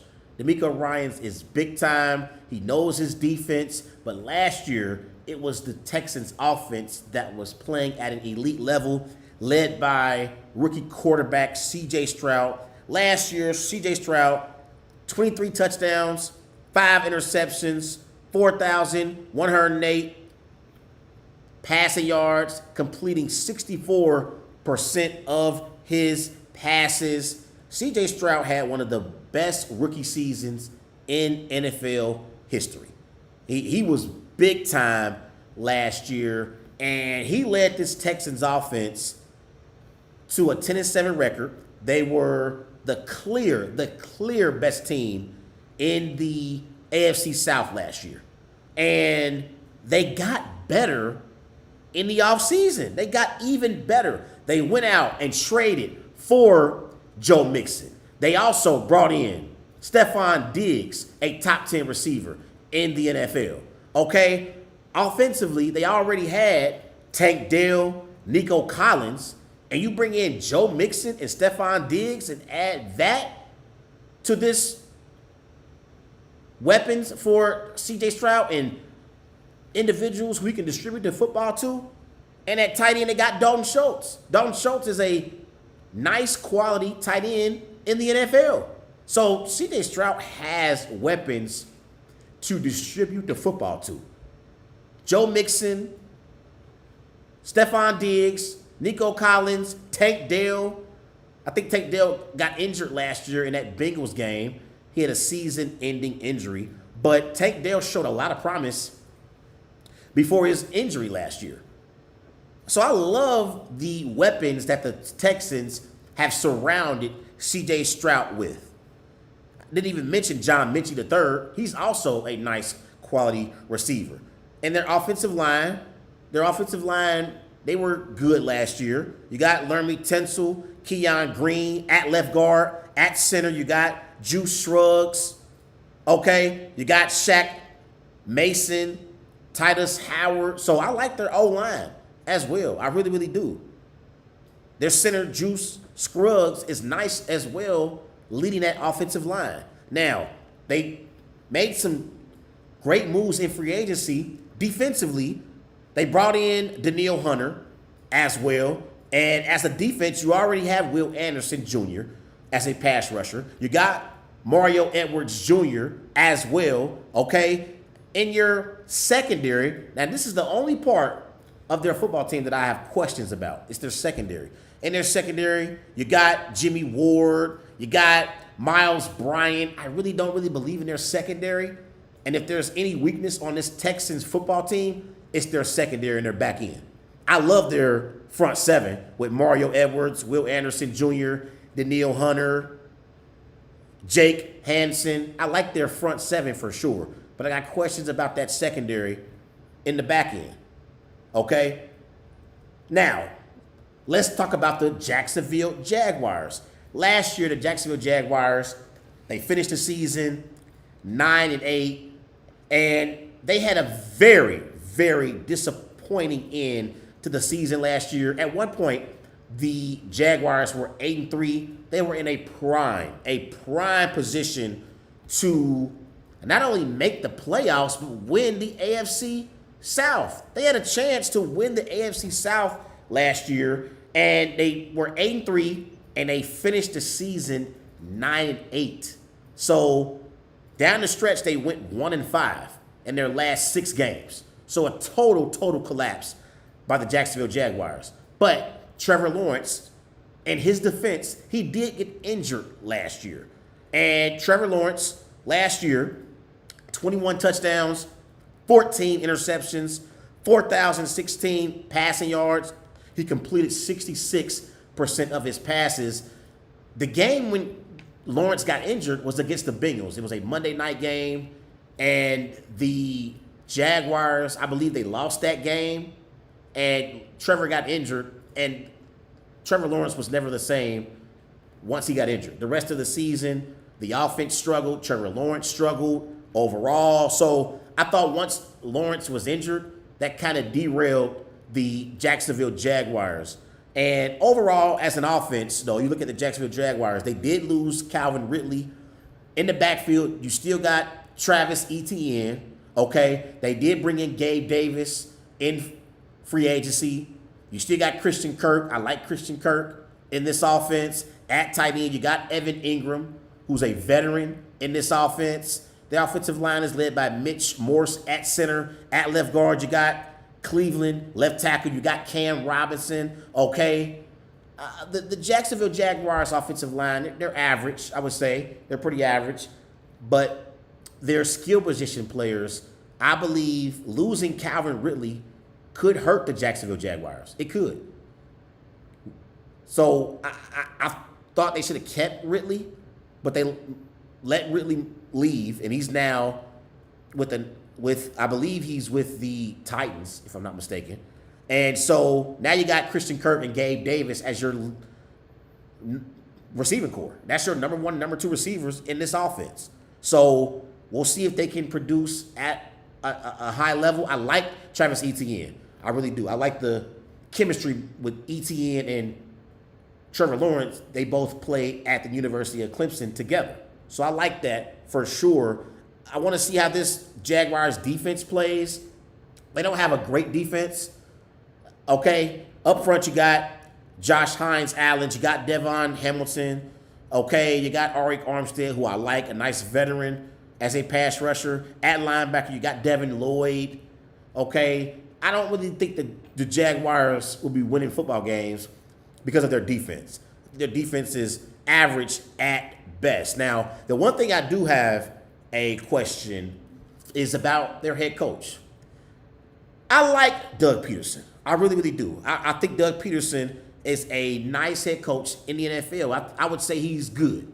He's obviously won a Super Bowl with Nick Foles. And as a head coach, Doug Peterson is 65, 56, and 1. So he's won 54% of his games as a head coach.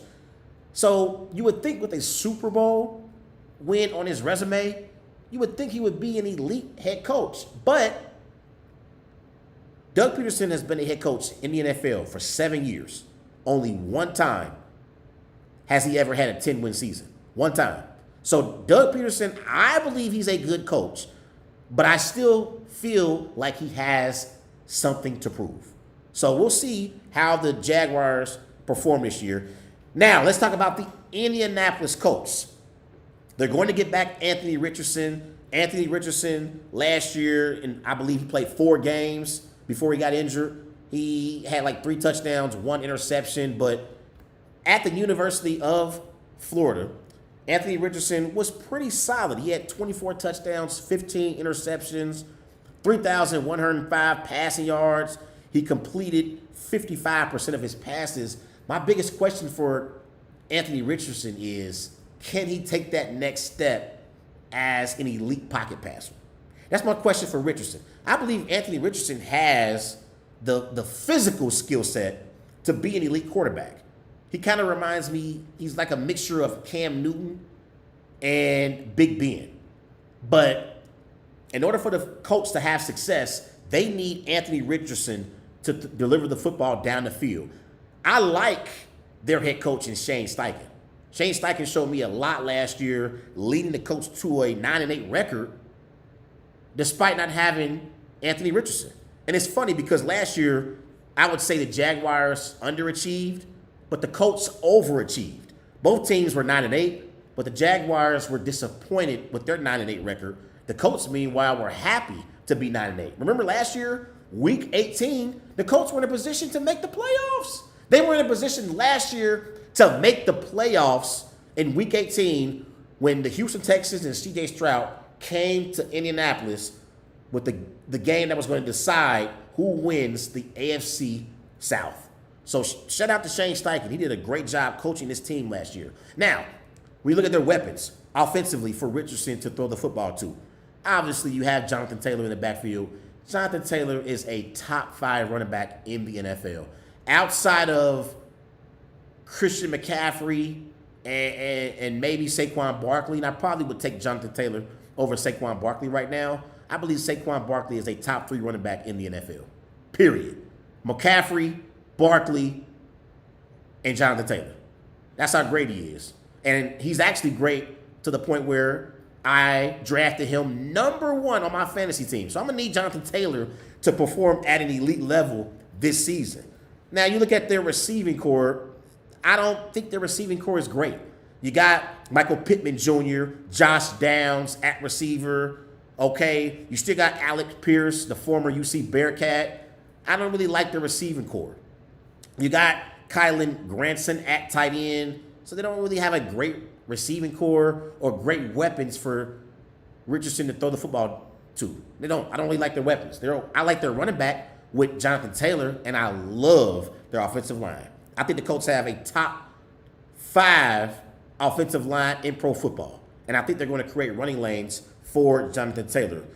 Up front on the O-line, you got Ryan Kelly, you got Will Ferries, okay? At right tackle, you got Braden Smith, okay? At left guard, you got Quentin Nelson, one of the best guards in the NFL. And at left tackle, you got Bernard Rien. So I like their offensive line. They got arguably the best offensive line in the division. But I'm wondering about their supporting cast and their skill position players. Do they have enough for Richardson to throw the football down the field? Defensively, they got DeForest Buckner, okay? You got Grover Stewart as pass rushers. At the linebacker position, you got E.J. Speed. You got Zaire Franklin. So can this defense create some turnovers and give Anthony Richardson and that Colts offense more opportunities to score points? That's what's going to be key for them. So, again, I love their head coach in Shane Steichen. I love their running back in Jonathan Taylor. I love their offensive line. Don't love their skill position players. I don't like their skill position players whatsoever, and I got questions about their defense. But we'll see how they perform this season. Now, let's move on to the Tennessee Titans. Last year in his rookie season, Will Levis had 8 touchdowns, 4 interceptions, 1,808 passing yards. He completed 58% of his passes. I got my questions about Will Levis. I don't really know if Will Levis is going to be able to be a good or elite quarterback. I really don't know. I think the jury is still out on Will Levis. We'll see how he performs. I thought last year he was very, very inconsistent, but they are bringing in new head coach Brian Callahan. He was the former offensive coordinator for the Bengals. They fired Mike Vrabel, which that was a decision I don't agree with. I think Mike Vrabel was a good NFL head coach. I did not understand for the life of me why the Tennessee Titans fired Mike Vrabel. It made no sense to me. Now, I'm happy for Brian Callahan, and he gets an opportunity to be a coach in the NFL, but firing Mike Vrabel made absolutely no sense to me. Now, when it comes to the Titans, though, offensively, they have some very, very underrated skill position players in their backfield. You got Tony Pollard. You also have Calvin Ridley at the receiver position, and you got D Hop on the other side. And they also brought in Tyler Boyd via free agency. So I like their receiving core, and I like Tony Pollard as their running back in the backfield. At tight end, you got Josh Will and Nick Vanette. So I like their skill position players. I really, really do. And I think we're not really talking enough about the Titans skill position group. D-Hop, Calvin Ridley, and Tyler Boyd is a nice trio of receivers. So if Will Levis can develop and be just a average quarterback, if he can just be average, the Titans, they can have some success offensively. They really, really can. Now, we'll see how their offensive line performs. J.C. Lanham at left tackle, at right guard. You got Dylan Ruduns, okay?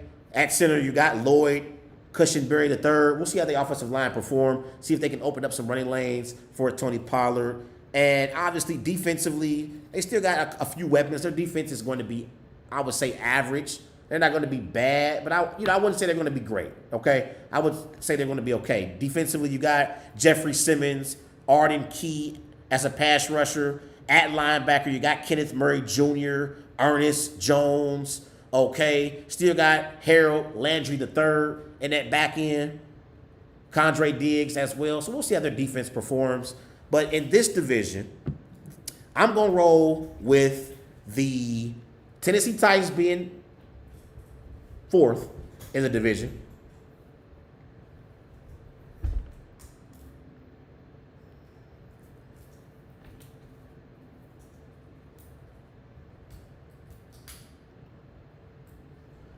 In this division, I have from worst to first, I'm rolling with the Titans to finish fourth. I don't believe in Will Levis. I got questions about Will Levis and whether or not he can develop into being a good quality quarterback in the NFL. I have to see how Brian Callahan coaches in his first season being a head coach in the NFL. So I got them finishing fourth. I have, and this was tough for me, I went back and forth with the Colts and the Jags because I believe they are equivalent football teams. But I'm going to roll with the Colts finishing third in the division because right now I believe Trevor Lawrence is a better quarterback and more proven than Anthony Richardson. So I'm rolling with the Colts finishing third. I think the Colts have a lot of promise, though. I think Jonathan Taylor is arguably the best running back in the NFL, and the Colts have a lot of promise. I love Shane Steichen. Shane Steichen is a young but a up-and-coming head coach in the NFL. He helped with the development of Jalen Hurts when Jalen Hurts had an MVP caliber season in 2022. But I think the Colts are going to have a season where they finish 8-9-ish, maybe even 9-8. But I think they missed the playoffs. I believe that the Jacksonville Jaguars will finish second in this division, and I have them as a playoff team in the AFC. But they ain't better than the Houston Texans. The Houston Texans will win the AFC South for a second consecutive season, and I believe C.J. Stroud will be an MVP candidate. I'm not picking him to win MVP, but I think he's going to be an MVP candidate. I love his supporting cast. Joe Mixon in the backfield. At receiver, you got Stephon Diggs. You got Nico Collins. You got Tank Dell. You got Dalton Schultz at tight end. And I love their head coach in DeMeco Ryans. So I think the Texans will finish first in this division. So there you have it. Texans, Jaguars, Colts, Titans. Colts barely missed the playoffs. Jaguars and Texans make the postseason. Those are my AFC South predictions for this season. Everybody go follow Wise Guys on Twitter at WiseGuys_OH. Also on Facebook, Wise Guys. I'll be right back.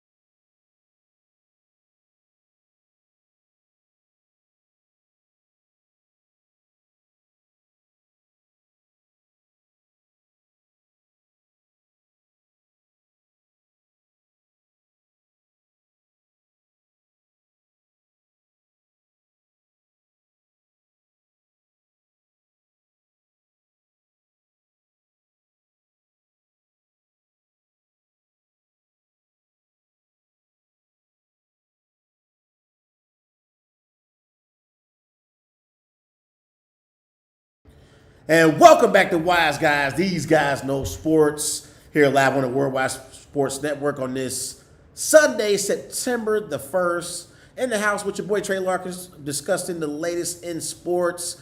The 2024 NFL season is upon us.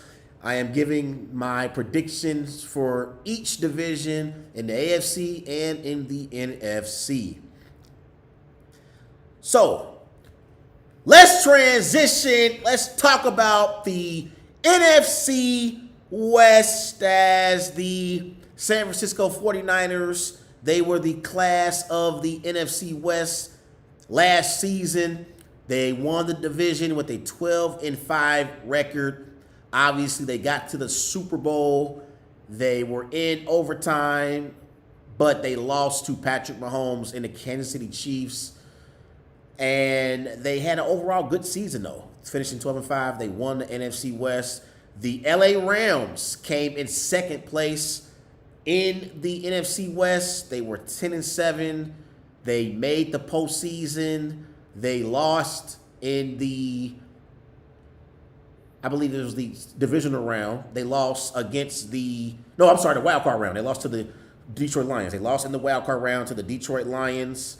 They were 10-7 on the season, and the Seattle Seahawks came in third place. They were 9-8 with a third place record in the NFC West.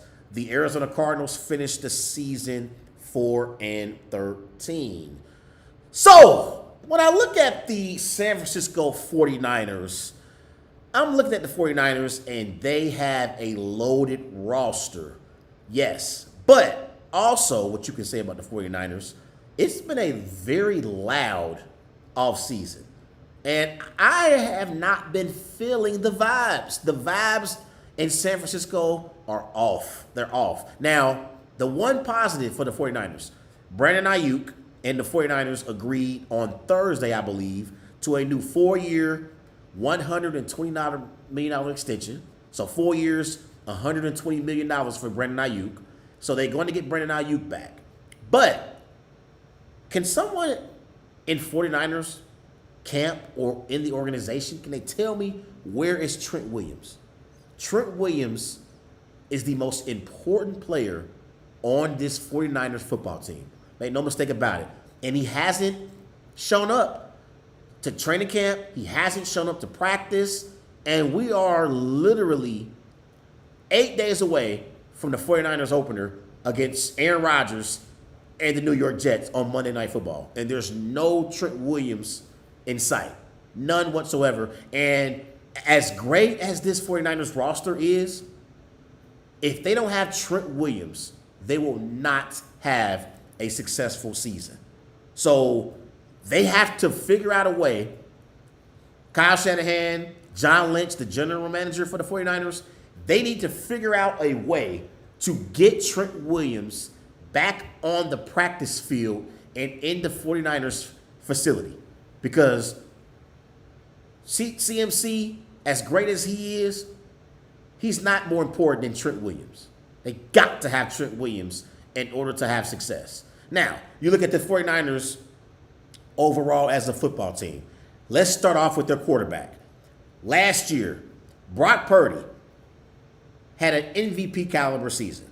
31 touchdowns, 11 interceptions, 4,280 passing yards. He completed 69% of his passes. I'm not the biggest Brock Purdy fan, but I have to admit, Brock Purdy was impressive in the regular season last year. He was impressive. And I cannot believe I'm admitting this, there were moments last year in the playoffs where Brock Purdy made some big-time plays for the 49ers. In the divisional round and in the conference championship game, the 49ers trailed against the Packers and the Lions. And it got to a point in both of those football games where the pressure was on Brock Purdy and the 49ers as a team, meaning plays had to be made in order for them to win football games, and Brock Purdy delivered for the 49ers. I couldn't believe my eyes. Now, I'm a Packers fan, and I watched that divisional round game. I'm still not over that loss. I'm not over it. I was depressed for at least a week after we lost to the 49ers last year. For a week. Because I did count at least 2 or 3 times where Brock Purdy threw the ball in the danger zone and Packers defenders could not intercept the football. I just couldn't believe it was happening. I thought there were opportunities for the Packers. But you got to give Brock Purdy his credit. He was impressive during the 49ers playoff run last year. And even in the Super Bowl, he played pretty well. Now, he missed some key throws late, but Brock Purdy was impressive in the Super Bowl. They didn't lose that Super Bowl because Brock Purdy didn't play well enough for them to win. They lost that Super Bowl because they could not stop Patrick Mahomes when it mattered the most. And I'm looking at some statistics with Brock Purdy, and I'm going to name a player. I'm not even going to say his name until the end. And I'm not saying he's better than this player because he's not. He's not. But their statistics are similar. This particular player, in their second career NFL season, this is comparing their numbers to Brock Purdy in his second career NFL season. This quarterback had completed 70% of his passes. Brock Purdy completed 69% of his passes. This quarterback had 34 touchdown passes, 14 interceptions. Brock Purdy had 31 touchdown passes, 11 interceptions. This quarterback averaged 288 passing yards per game. Brock Purdy averaged 267 passing yards per game. That quarterback that I'm comparing Brock Purdy to is Joe Burrow. Now, Joe Burrow is better than Brock Purdy. I want to be very, very clear about that. Joe Burrow is better than Brock Purdy. But I bring that up to say that Brock Purdy, maybe, including myself, maybe I don't give him enough credit for the 49ers' success as I should. Maybe I don't give him enough credit. I don't know. They have a loaded team. They have a loaded roster, a great organization, and a top 5 NFL head coach in Kyle Shanahan. Maybe I'm sleeping on Brock Purdy and his greatness. Maybe he's great. Maybe he's great. I don't believe he is, but maybe he is. So that's why I mentioned Joe Burrow, because when you look at the statistics, his statistics are equivalent to Joe Burrow in his second season. So Brock Purdy has shown promise. He's shown promise, but he's also had moments where you're like, the only reason why this guy is having the success that he's having is because of the team around him. He has those moments. Let me name one of them from this year's training camp for the 49ers. This is Grant Cohn.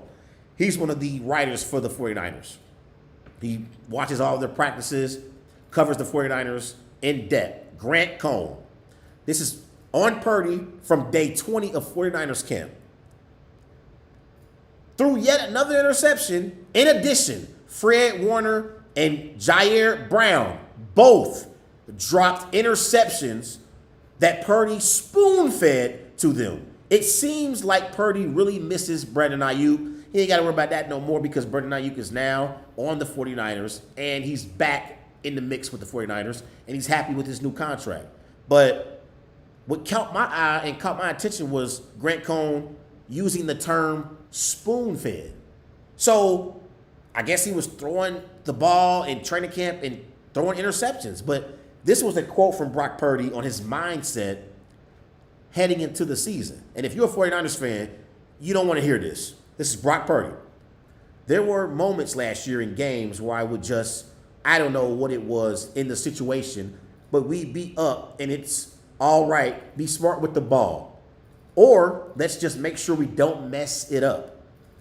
I want to break through that and get to this point of just being dominant for 4 quarters, man. That's my mindset. If you're the 49ers, you don't want Brock Purdy to start taking unnecessary risk and putting the football in harm's way. You notice in the quote, this is Brock Purdy himself saying this. Last year, the 49ers had leads, and he didn't want to get in the way of potentially being the problem and why they blew games. So he played it safe. In this quote, he's saying he wants to be more dominant and pretty much put his mark on football games. No, That is a recipe for disaster for the 49ers. Again, do I think Brock Purdy maybe deserves a little bit more credit than I have given him and other NFL analysts and fans as well? Yes. Yes, he deserves more credit. But he doesn't need to be out there flinging the football, throwing the football all around the yard. That's a recipe for disaster for the San Francisco 49ers. So, got to be careful with that. Now, when I look at the 49ers, obviously, their team is loaded offensively. You got Christian McCaffrey in the backfield. He's a top 3 running back in the NFL. You still got Deebo Samuel. You still got Brandon Ayuk. And Brandon Ayuk is Purdy's favorite target. He's his favorite receiver to throw the football to.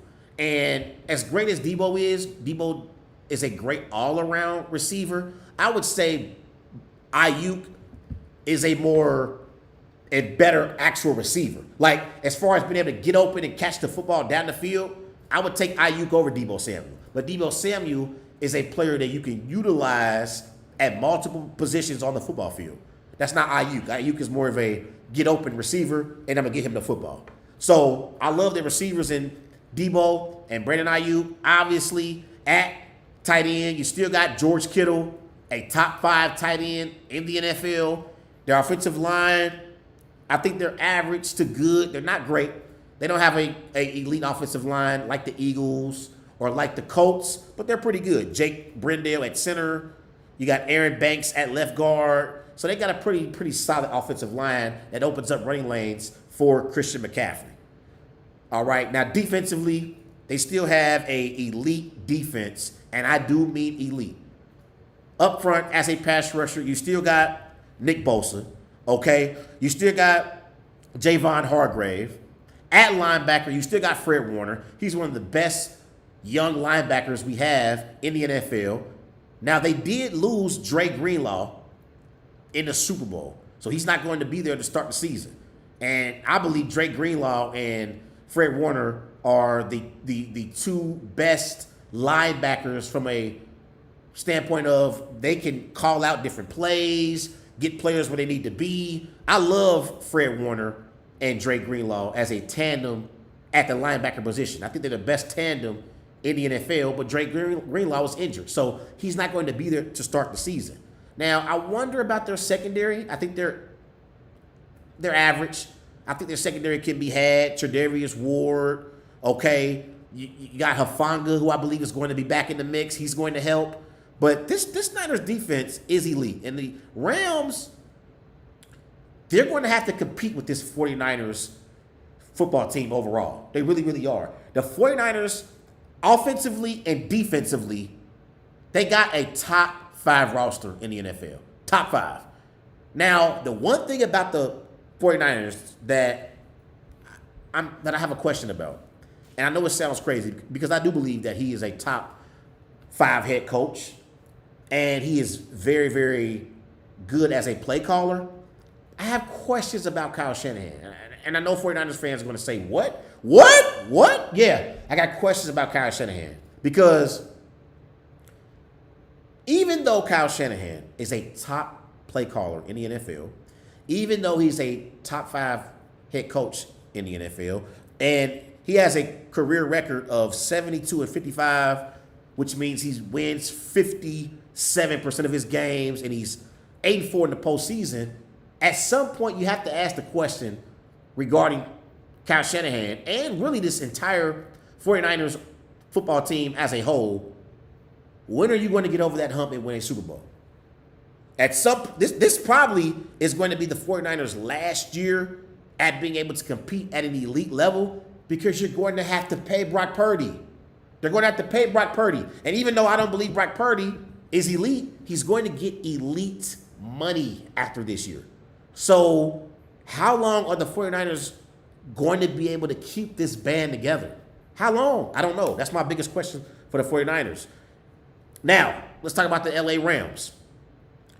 Obviously, Aaron Donald retired, but they still got Sean McVay. They still got Matthew Stafford, and they still have Cooper Kupp, and Puka Nacua was balling last year. He was balling for the LA Rams. And honestly, Puka Nacua created a conversation heading into this year as to who's the Rams' true number one. Is it Cooper Kupp or is it Puka Nacua? That's how great he was last year. Obviously, they are led by Matthew Stafford and Sean McVay as their head coach. Matthew Stafford last year, 24 touchdowns, 11 interceptions, 3,965 passing yards. He completed 62% of his passes. He is one of the more proven quarterbacks in the NFL, and he's a veteran at this level.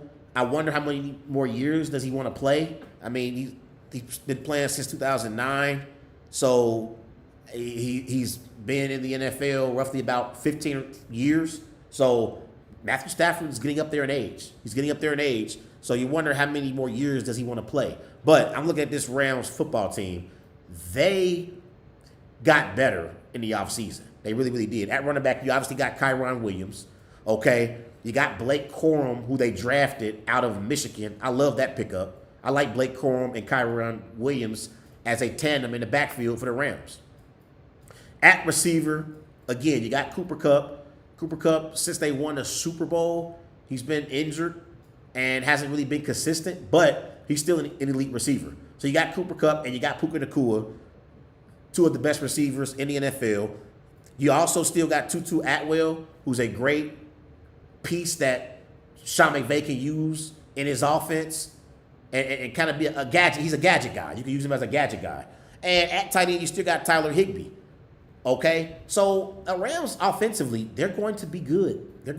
Now defensively, they did lose Aaron Donald, but they had a great draft on the defensive side of the ball. You know, as their pass rushers, you got Kobe Turner, you got Byron Young, Omar Spakes, okay? So they definitely made some moves overall, and they brought in Tre'Davious White to help solidify that secondary. He's the former Buffalo Bill.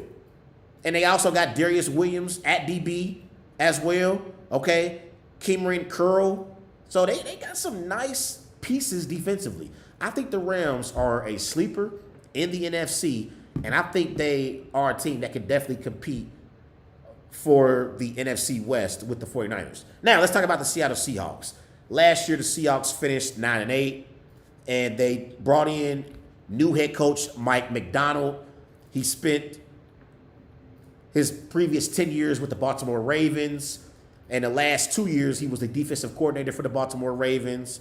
Obviously, at quarterback, you got Geno Smith. Last year, Geno Smith, 20 touchdowns, 9 interceptions, 3,624 passing yards. He completed 65% of his passes. But I believe last year, he didn't even play in all 17 games. He played in 15 games last year, so he did get injured.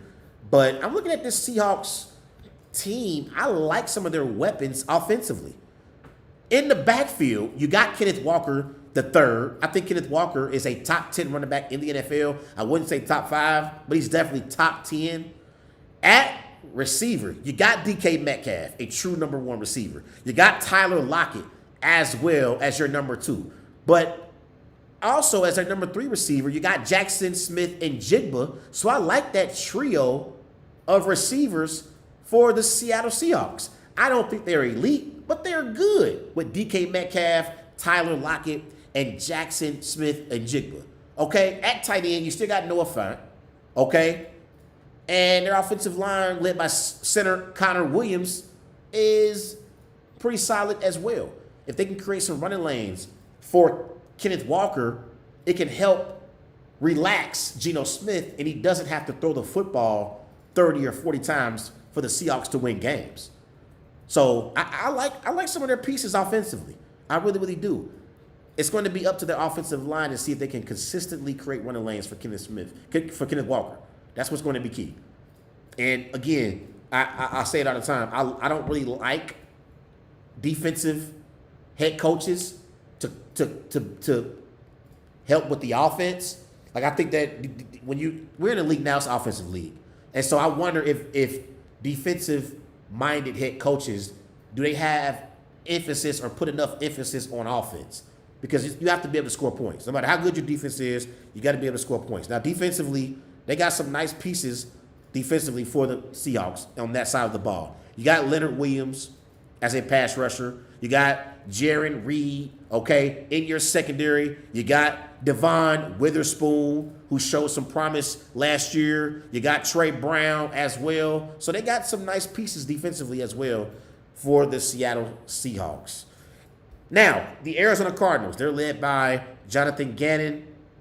He's the former defensive coordinator for the Philadelphia Eagles. They still got Kyler Murray at quarterback. Last year, Kyler Murray returned from his injury that he suffered in 2022. He came back late in the season. He played last year in 8 games. And last year, 10 touchdowns, 5 interceptions, 1,799 passing yards. He completed 66% of his passes. But I just don't know if I really believe in the Cardinals' skill position group or their offensive line. I like Marvin Harrison Jr., though. I think he's going to be big time, and he's going to be, by season's end, a top 10 receiver. That's one of my hot takes. Marvin Harrison Jr. is big time. He is going to be a top 10 receiver by season's end, but I just don't have much belief in the Arizona Cardinals. So I have the Arizona Cardinals finishing 4th in the NFC West. In 3rd, I'm going to roll with the Seattle Seahawks again. I just don't really know defensively if they have enough. I think they're going to be okay, but I have to see, how they're going to do on defense. I need to see consistently if they can get quality quarterback play from Geno Smith. If they can get quality quarterback play from Geno, the Seahawks could be a sleeper, not only in the NFC West, but in the NFC. So I don't know. I'm questioning their defense, and I'm questioning Geno Smith. But I love Kenneth Walker III, and I like their trio of receivers with Jackson, Njigma, DK Metcalf, and Tyler Lockett. The second team that I have finishing in the NFC West is the San Francisco 49ers. Yes, I have the 49ers finishing second because I just don't like the vibes in San Fran right now. I don't like the vibes. It was a very loud offseason, and they still don't have Trent Williams. I don't know what the hell is going on with Trent Williams, but they need Trent Williams in order to be a Super Bowl contender. They may be able to contend for the playoffs even without him, but in order to win a Super Bowl, they need Trent Williams on their football team. So I got the 49ers making the playoffs, finishing second in the NFC West, but the team I have winning the NFC West this year will be the LA Rams. Yes, I have the LA Rams winning the division and representing the NFC West in the playoffs as the division winner and hosting a home playoff game. I think Matthew Stafford is going to have a pretty solid season with Cooper Kupp and Puka Nacua. I like Kyron Williams and Blake Corum in the backfield for the Rams. And obviously Sean McVay is one of the best coaches in the NFL. I have the Rams finishing first and winning the NFC West. So there you have it. Cardinals, Seahawks, 49ers, Rams in the NFC West. So just flipping the Rams and 49ers from last year. I got the Rams winning the division. Everybody go follow Wise Guys on Twitter at WiseGuys_H. Also on Facebook, Wise Guys. Be sure to follow Wise Guys on Instagram at These Guys Know Sports. Be right back.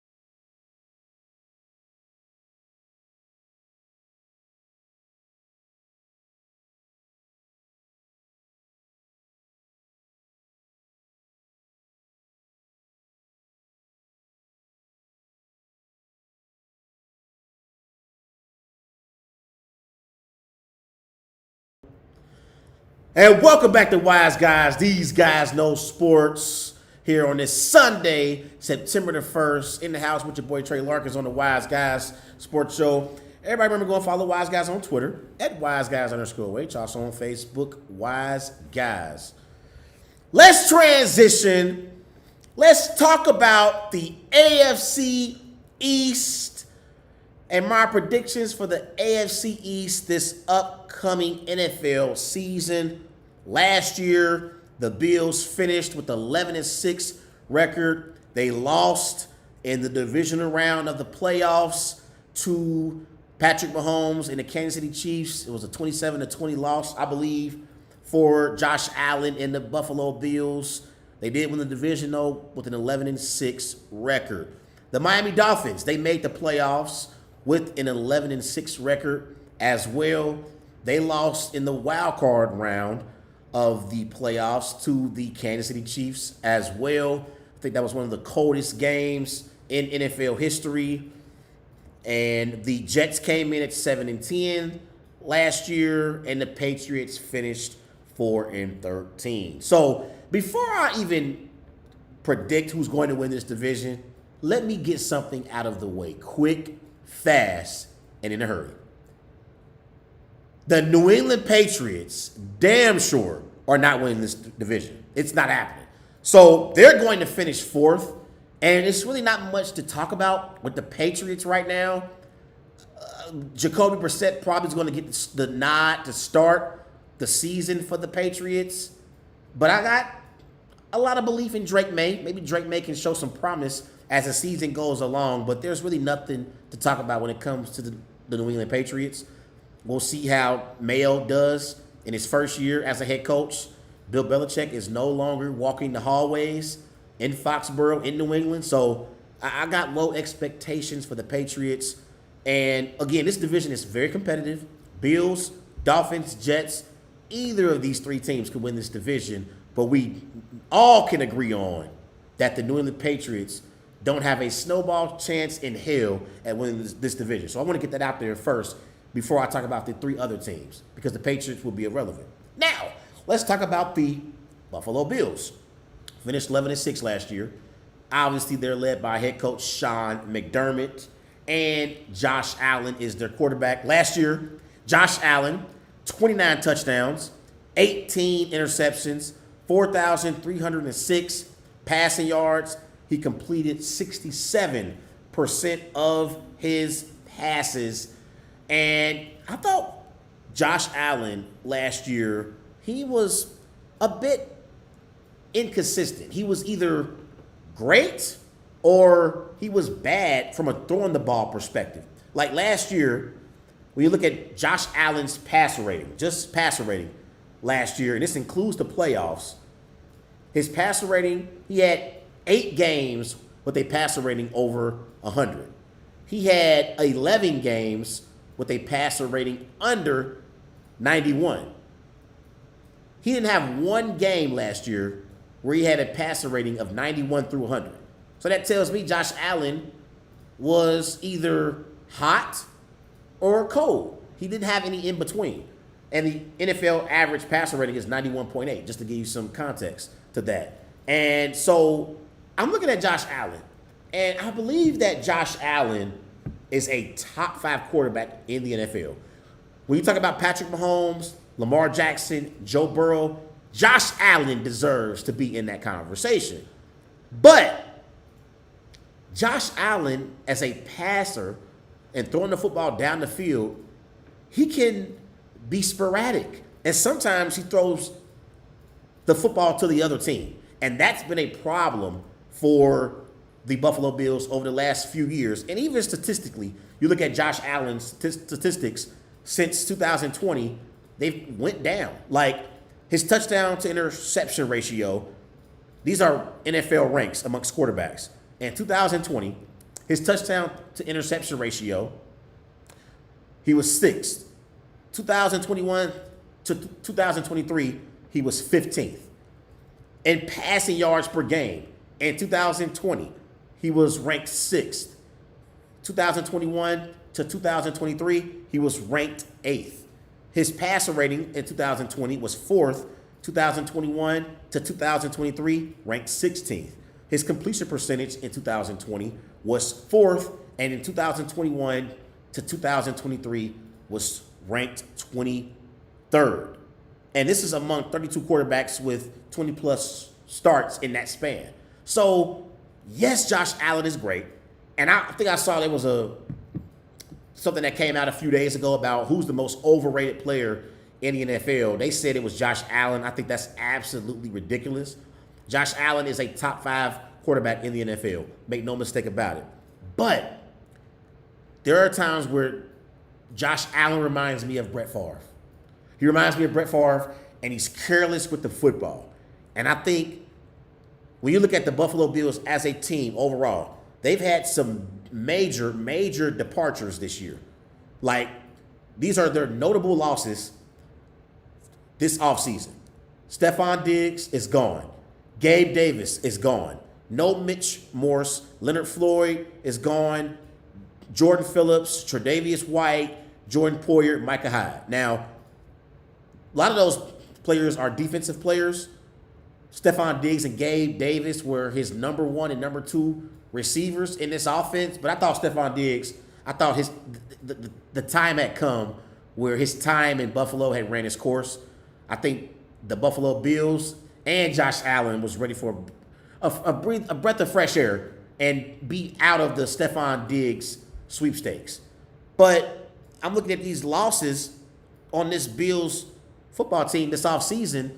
I don't believe the margin for error is going to be as big for Josh Allen in 2024 than it has been in previous years. So I think Josh Allen has to protect the football in order for the Bills to have success. You look at Josh Allen's weapons offensively. In the backfield, you got James Cook. That's the brother of Dalvin Cook. I like James Cook a lot. But he has a very unproven receiving core. You got Khalil Shakir at receiver. You got Keon Coleman as well. They did bring in Curtis Samuel. I think he used to play with the Commanders.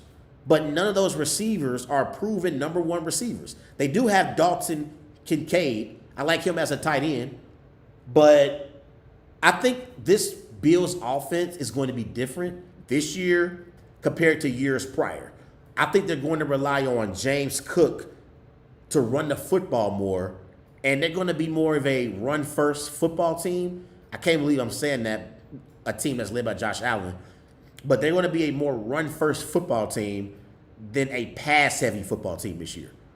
I think that's going to be their philosophy as an offense, okay? And I want to see how they perform defensively. I know they're led by head coach Sean McDermott, and McDermott knows his defense, but they did lose Matt Milano. He's going to miss the beginning of the season. No telling how long he's going to be out. Again, no Tre'Davious White in the back end. They also lost defensively Jordan Poyer and Micah Hyde. And on defense now, you got players like Daquan Jones, who they brought in free agency. Dorian Williams is in that linebacker room. But I just don't know about their defense. I got questions about their defense as a whole. So we'll see how they perform this season. But I just think Josh Allen is going to have to play almost perfect because the margin of error is smaller in 2024 than it was in 2023 with the key departures in the offseason. Now, let's talk about the Miami Dolphins. The Miami Dolphins, obviously they extended Tua Tagovailoa. They gave Tua a 4-year, $212 million extension with $167 million in guarantees. And last year, Tua had a pretty solid season. 29 touchdowns, 14 interceptions, 4,624 passing yards. He completed 69% of his passes. And so I'm looking at Tua last year and really this Miami Dolphins football team overall. I don't believe in Tua Tagovailoa. I don't. I don't believe the Miami Dolphins can win a Super Bowl with Tua as their quarterback. I believe Tua is average, and there are quarterbacks on the come up who I would take over Tua. Like, I would take Jordan Love over Tua. I would take C.J. Stroud over Tua. I just believe that Tua has reached a ceiling, and he's not going to get better. And the reason why he was able to have success last year was because of Tyreek Hill and Mike McDaniel. Mike McDaniel, to his credit, I believe he's gotten the most he can possibly get out of Tua. I believe when you look at top quarterbacks, even in the AFC, forget about the NFL, just in the AFC, Patrick Mahomes is better. Joe Burrow is better. Josh Allen is better. C.J. Stroud is better. I don't even believe that Tua is better right now than even Aaron Rodgers. I don't. I trust Aaron Rodgers in a big game right now more than I trust Tua. And honestly, the numbers back it up. You look at Tua last year, and the Dolphins are similar to me to the Cowboys. Like, the Cowboys in the NFC, they feast on inferior competition. The Dolphins, they also feast on inferior competition in the AFC. Let's look at Tua, and these are two different Tuas for the Miami Dolphins. Against teams that are 500 or worse, Tua is 10-1. Against teams that are 500 or better, he's 1-6. Against teams that are 500 or worse, Tua averages 36 points per game. Against teams that are over 500, he averages 16 points per game. Against teams that are 500 or worse, Tua's touchdown to interception ratio is 22-8. Against teams that are over 500, his touchdown to interception ratio is 8-7. Against teams that are 500 or worse, he completes 72% of his passes. Against teams that are 500 or better, he completes 63% of his passes. So Tua, as a quarterback, is great against the bad teams and bad against the great teams in the NFL. The statistics speak for themselves. And also, another reason why I don't believe in Tua is because he doesn't play well in the cold. Let's look at Tua's numbers in the cold compared to playing in weather that is 50 degrees or more. Because when you're in Miami, you get an opportunity to play in, dare I say, comfortable conditions. But here's his numbers in 50 degrees or under. He's 1-7 in games in 50 degrees or under. He's 27-12 in games played in 50 degrees or more weather. His completion percentage when it's 50 and under is 58%. When it's 50 degrees and over, it's 68%. His touchdown to interception ratio, 50 and under, is 9-12. His touchdown to interception ratio with 50 and under is 65-25. So when it's over 50 degrees, he has 65-25 touchdown to interception ratio. When it's 50 and under, 9-12. His passer rating in 50 degree weather or under is 70.9. If 50 degrees or more, it's 100. So how the hell can I label you an elite quarterback and expect you to carry us to a Super Bowl if you can't win in cold weather? You're in the AFC. You're going to have to play teams like Buffalo, Cincinnati, Baltimore, Kansas City in the cold weather in January. And if you can't win in the cold weather in January, why would I believe that you can actually take us on a deep playoff run when you can't win in cold weather? You're not going to always have an opportunity to play in the confines in Miami in comfortable 75-degree weather. So that's why I don't believe Tua is elite. I never have believed in Tua. Never. Now, I understand that Brian Flores, the former head coach for the Miami Dolphins, he didn't treat Tua very well when he was the head coach for the Miami Dolphins. He did not. And Mike McDaniel has done a tremendous job at building a relationship up with Tua and getting the most he can out of Tua. But do I believe the Miami Dolphins are Super Bowl contenders? I do not believe they're contenders because I don't believe in Tua Tagovailoa as an elite quarterback who can carry you on a deep playoff run in January. Now, let's talk about the New York Jets. Obviously, last year, Aaron Rodgers suffered a season-ending Achilles injury 3 plays into the season. And the Jets last year, they finished 7-10. And I thought that was pretty impressive considering they didn't have quality quarterback play at the position. You look at Aaron Rodgers in his last season in Green Bay, 26 touchdowns, 12 interceptions, 3,695 passing yards. In 2022, he completed 65% of his passes. I believe that Aaron Rodgers can still play at an elite level, but the New York Jets, to their credit, they've done a tremendous job giving Aaron Rodgers a great supporting cast offensively and defensively. Let's start off with their offense. Offensively, in the backfield, you got Breece Hall. Okay, I think Breece Hall is a top 10 running back in the NFL.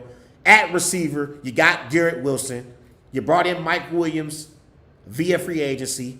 Okay, you also still have at receiver Xavier Gibson as well. At tight end, you got Tyler Conklin as well. Okay, they also helped that offensive line. They brought in Tyron Smith from the Cowboys. I like that pickup by the Jets because we saw last year, 3 plays into the season, Aaron Rodgers was running for his life, and unfortunately, he suffered a season-ending Achilles injury. You got to protect your 39-year-old future Hall of Fame quarterback if you're the New York Jets. You got to do it. You got to do it. This offensive line has to be better this season.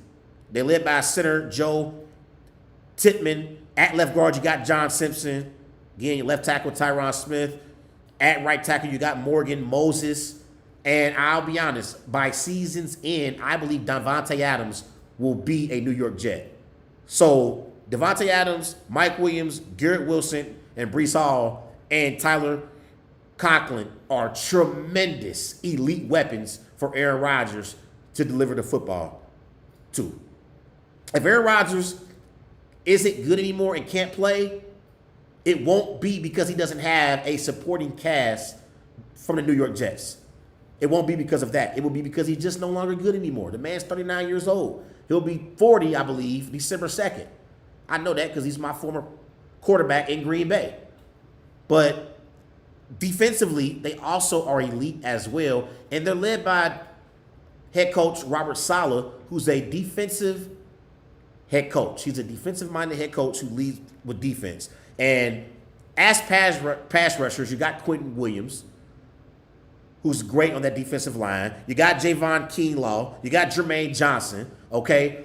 They traded for Hassan Reddick. I still don't understand for the life of me why they haven't given Reddick a new contract. It makes no sense to me how you trade for a player like Hassan Reddick and you don't give him a new contract immediately. But they're going to need Hassan Reddick if they're going to be Super Bowl contenders in the AFC. But at linebacker, you got C.J. Mosley, okay? In your secondary, you still got Sauce Gardner. And Sauce Gardner is a top 10 cornerback in the NFL, maybe top 5, depending on who you ask. But you got Chuck Clark in your secondary. You got Tony Adams as well. So I think all around, this Jets football team, top to bottom, is one of the most complete football teams in the NFL. They really are. They are one of the most complete football teams, top to bottom, in the NFL. So this division is going to be competitive. These are 3 football teams that are playoff-worthy teams in the Bills, Dolphins, and Jets. And I'll be honest, folks, I went back and forth all week long when I was thinking about who's going to win this division and who's going to make the playoffs. I went back and forth. But ultimately, Obviously, the Patriots are going to finish fourth. I think the departures are going to hurt the Bills. I think it's going to be too much for Josh Allen to overcome. So I got the Bills finishing third in the AFC East. I have the Dolphins finishing second in the AFC East, and they're going to be a playoff team in the AFC. But I have the New York Jets, led by Aaron Rodgers, winning the AFC East and representing the AFC East and hosting a home playoff game in January in New York at MetLife Stadium. So there you have it. Patriots, Bills, Dolphins, Jets.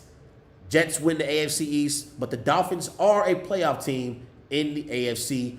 Those are my AFC East predictions this season. Everybody go and follow Wise Guys on Twitter at WiseGuys_08. Also on Facebook, Wise Guys. Be sure to follow Wise Guys on Instagram at These Guys Know Sports. Be right back.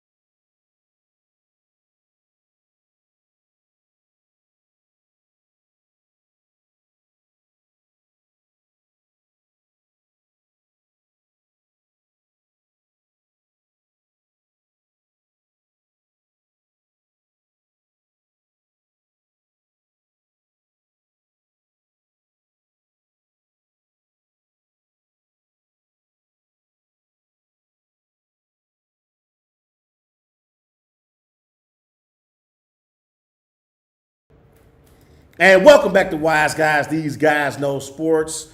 Here live on the Worldwide Sports Network. Everybody remember going follow Wise Guys on Twitter at WiseGuys_H. Also on Facebook, Wise Guys. Be sure to follow Wise Guys on Instagram at These Guys Know Sports. Let's talk about the NFC North. As last year, the Detroit Lions won the NFC North with a 12-5 record. They lost in the NFC Championship game to the San Francisco 49ers. And they are led by head coach Dan Campbell. And they also have Jared Goff as their quarterback. Last year, Jared Goff had 30 touchdowns, 12 interceptions, 4,575 passing yards. He completed 67% of his passes. I believe Jared Goff has moments where he's good. I would never say that Jared Goff is elite or great, but I think he has moments where he's good. And I believe that Jared Goff, the only thing that I feel like hurts him, though, and one of the things that hurts him is he's not very mobile. He doesn't have any mobility whatsoever. And so because Goff doesn't have mobility, he has to sometimes force the football down the field in tight windows and in tight coverage when other quarterbacks, because they're elusive and they have a little bit more mobility, they can get outside the pocket and make plays on the run. Jared Goff doesn't have that ability. And so I think Jared Goff, again, is good. He's been to a Super Bowl with Sean McVay and the LA Rams, and he's a good quality quarterback to have leading your football team. And you can win some games with Jared Goff. You really can. I'm looking at this Lions football team overall. Offensively, I like David Montgomery in the backfield. I like Jahmyr Gibbs as well. I think that's a great tandem at the running back position. Montgomery and Gibbs both are bell cow running backs. There are times in Lions games where I see Dan Campbell. He has a series where he runs Montgomery out there. He'll play the entire series, and then he'll run Gibbs out there. And there's no drop-off from either one of those running backs. They both are very good running backs, and they are running behind an elite, yes, I said elite offensive line, led by center Frank Ragnow. At right guard, you got Kevin Zeitler, okay? You got right tackle Penei Sewell. He was a top 5 draft pick a few years ago for the Detroit Lions. At left guard, you got Graham Glasgow. At left tackle, you got Taylor Decker, okay? So I love this Lions offensive line. They create running lanes for Gibbs and Montgomery to run the football, and they got a top 5 offensive line in pro football, period, point blank.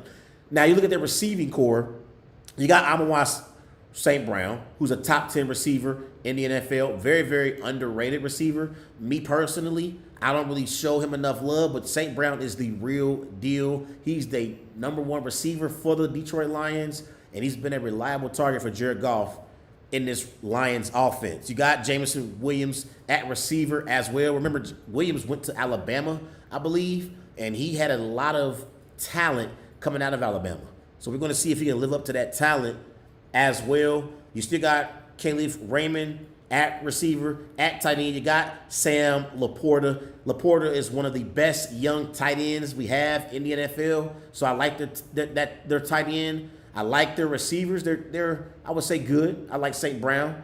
I wouldn't say they have an elite receiving core, but they have a good receiving core. But they have an elite backfield with Montgomery and Gibbs and an elite offensive line. Now, defensively, you got DJ Reader, who they picked up in free agency, the former Bengal. Okay, you got Marcus Davenport as a pass rusher in their back end, and they really put an emphasis at being able to improve their secondary. You got Kirby Joseph, okay? You got Teron Arnold as well. You got Carlton Davis as well. So the Lions should be better in their secondary. I thought last year that was one of the weaknesses of this Lions football team, but they got better in the offseason in the secondary. And you look at some of these key free agents that they picked up. They brought in Kevin Zeitler at guard. He's going to help protect Jared Goff. Again, they brought in DJ Reader, who I like as well. They brought in Graham Glasgow, the guard. So they had some nice pieces that they added to this football team. And I thought, again, last year they had a great season. You know, they got to the NFC Championship. Now, the thing with the Detroit Lions is, and the one thing that I worry about when it comes to the Detroit Lions is their head coach. I like Dan Campbell. I really do. I think Dan Campbell, again, he's a good coach. I don't think Dan Campbell is a bad coach. But my problem with Dan Campbell is sometimes he lets his emotions get the best of him. And if you're an NFL head coach, you can't be emotional. Last year, single-handedly, I feel like Dan Campbell lost the Detroit Lions the NFC Championship game. Him, by himself, lost that game because he made some very emotional decisions. You can't be emotional as a head coach. You have to be able to understand and be able to read the temperature in the room and understand the right times when to go for it on fourth down, when to punt, when to kick field goals, clock management, things like that. And I feel like that's where Dan Campbell has to improve on. Do I believe he could be a leader of men? I do. Do I believe Dan Campbell knows how to coach at the NFL level? Absolutely. But he has to stop making emotional decisions because it's costing the Detroit Lions football games, and it cost them an opportunity to get to the Super Bowl last year. It really did. I thought they outplayed the 49ers for the majority of that football game, but Dan Campbell made some bad emotional decisions. Now, let's talk about my beloved Green Bay Packers. As the Green Bay Packers last year, they finished the season 9-8, and they made the divisional round of the playoffs. We had a heartbreaking, and I do mean heartbreaking, loss to the San Francisco 49ers. And I'm going to just let y'all know now that it took me weeks to get over this loss. That's how bad it was. There were times after this loss, because, I'm going to be honest, at the end of the season, we all do it. I know I do it. At the end of the season, when my team lose in the playoffs, and it doesn't happen much, the Packers, we got 13 world championships, 4 Super Bowls, Aaron Rodgers and Brett Favre. They have been good to us Packer fans. We don't lose much in the postseason, but when the Packers lose in the playoffs, it's really, really a tough time for me. And I go back and I be telling myself immediately after the game, I'm not watching football no more. I'm done with it. And the next week I'm watching football again. So I can admit that I do get depressed. But last year really hurt because last year the Packers caught everyone by surprise. Nobody had the Packers in the playoffs prior to the season last year. We were fresh off of losing Aaron Rodgers, new quarterback in Jordan Love. Nobody predicted the Packers to make the postseason last year. And even midway through the season last year, it didn't look good for the Packers. It did not. They were not looking like a team that was going to be in the playoffs. And so I thought last year the reason why the playoff loss to the 49ers hurt was because we weren't even supposed to be there. And if you beat the 49ers, I believe we would have beaten the Detroit Lions because we would have had a nothing to lose mentality. First year without Aaron Rodgers, we in the NFC Championship game. So if we would have been in the NFC Championship game, we would have played with a nothing to lose mentality. And I feel like the pressure would have been all on the Detroit Lions. So that was very heartbreaking and it hurt me to the core that we couldn't beat the 49ers last year. But last year, the Packers were led by first-year starting quarterback Jordan Love. Jordan Love last year, 32 touchdowns, 11 interceptions, 4,159 passing yards. He completed 64% of his passes. And I feel like Jordan Love, over the last 10 weeks of the season, and I'm talking about from, I would say, week 11 on, Jordan Love was absolutely sensational. He was sensational. And you look at his numbers overall, his 32 passing touchdowns, that was ranked second in the NFL. His 4,159 passing yards, that was ranked 7th in the NFL. His 11 interceptions were tied for 21st, not great. but he did better protecting the football as the year went along. His passer rating was 96.1. That was 11th in the NFL. But this is Jordan Love. After starting the season 3-6, this is Jordan Love's statistical numbers, and this includes the playoffs. His touchdown to interception ratio was 21-1. That was ranked first in the NFL. His completion percentage was 71%. That was ranked second in the NFL. His passer rating was 116. That was ranked second in the NFL. He averaged 269 passing yards per game. That was ranked sixth in the NFL. And 20 yards or more completions, he had 35. That also was ranked first in the NFL. And he was sensational in the playoff game for the Packers against the Cowboys. He went 16 of 21, threw for 272 passing yards, 3 touchdowns, a perfect passer rating for Jordan Love in his first career playoff start. I can't say enough about the job that Jordan Love did last year. And I will admit, I had questions about Jordan Love midway through the season last year. Midway through, I was questioning, is Jordan Love going to be the future franchise quarterback for the Packers moving forward? Because you got to think, as a Packer fan, I've been spoiled. I've been spoiled with Brett Favre and Aaron Rodgers' greatness for 30 years. I'm 33 years old. I've never had a average or bad quarterback in my life as a Packers fan. Never. So I was, honestly, midway through the season, I had my questions about J. Love and whether or not he was going to be the future franchise quarterback for the Packers beyond the 2023 season. And boy, did he answer the call. He answered the call in a big, big way. And Packer fans, we went from being optimistic going into the season to not being sure about Jordan Love midway through to being certain by the end of the 2023 season for the Green Bay Packers. Shout out to J. Love, and he had a great season last year. Now, I'm excited for the development of this young elite, and yes, I'm using elite receiving core for the Green Bay Packers. At receiver, you got Christian Watson. You got Romeo Doubs. You got Dontavius Wicks. You got Jaden Reed. Those 4 alone are elite. But you also got Bo Melton as an elite number 5 receiver in this offense. Okay? You still got Malik Heath as well. I believe that the Packers arguably have the best young receiving core in the NFL. I didn't say they had the best receiving core in the NFL. I said they have the best young receiving core in the NFL. They're all young. Christian Watson is 24. Romeo Doubs is 23. Jaden Reed is 23. Wicks is 22. Okay? And then in the offseason, the Packers brought in Josh Jacobs, and I believe Josh Jacobs is an upgrade over Aaron Jones. I love Aaron Jones.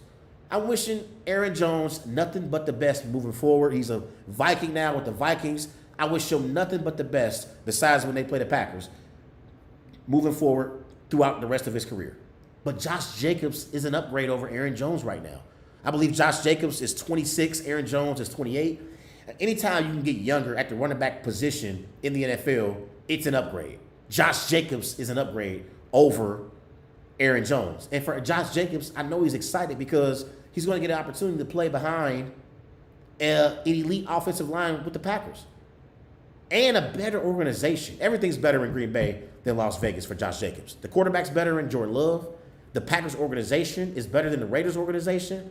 And he has an elite head coach in Matt LaFleur who's going to design plays for him to get open, and the Packers are going to get the football to Josh Jacobs.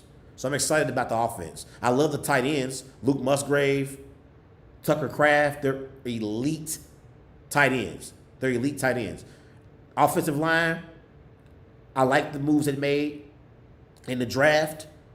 Okay? They brought in Jordan Morgan, who they drafted in the early part of the draft. At center, you got Josh Myers. At left guard, you got Elton Jenkins. Okay? At left tackle, you got Rasheed Walker. And right tackle, you got Zach Tom. Elite offensive line for the Packers. Now, defensively, they made a change, and they made some great moves defensively, and they brought in a new defensive coordinator in Jeff Hafley. Jeff Hafley was a previous head coach at Boston College. And I love Jeff Hadley's enthusiasm, and I think they're going to be more energy for this Packers defense. In previous years, it was under Joe Barry. That has always been, I would say, probably the weak point of the Packers football team. It's been their defense. I think they're going to improve under Jeff Hafley, and I like some of the moves that the Packers made in the offseason as well. They brought in Xavier McKinney to help that secondary. In the secondary, you already have Jair Alexander. Jair Alexander is a top 5 cornerback in the NFL, okay? Up front, you also have Rashad Gary, who's an elite pass rusher. You still got Preston Smith. You still got Kenny Clark, okay, as your D tackle. At linebacker, you got Eric Wilson. You got Quay Walker. I love the draft selection of Edgerrin Cooper as well. And also in the back end, they brought in Javon Bullard. He's the guy who screamed, "I'm a Packer!" Like he was happy to come to Green Bay. So I think if the Packers secondary can hold up and play at an elite level, I think the Packers could have a top 10 defense in the NFL. I love the Xavier McKinney add in free agency. I love that pickup.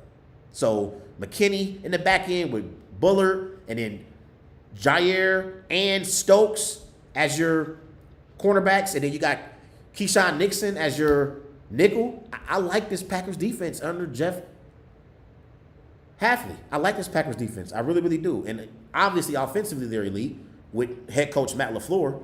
So I'm looking forward to seeing how the Packers perform.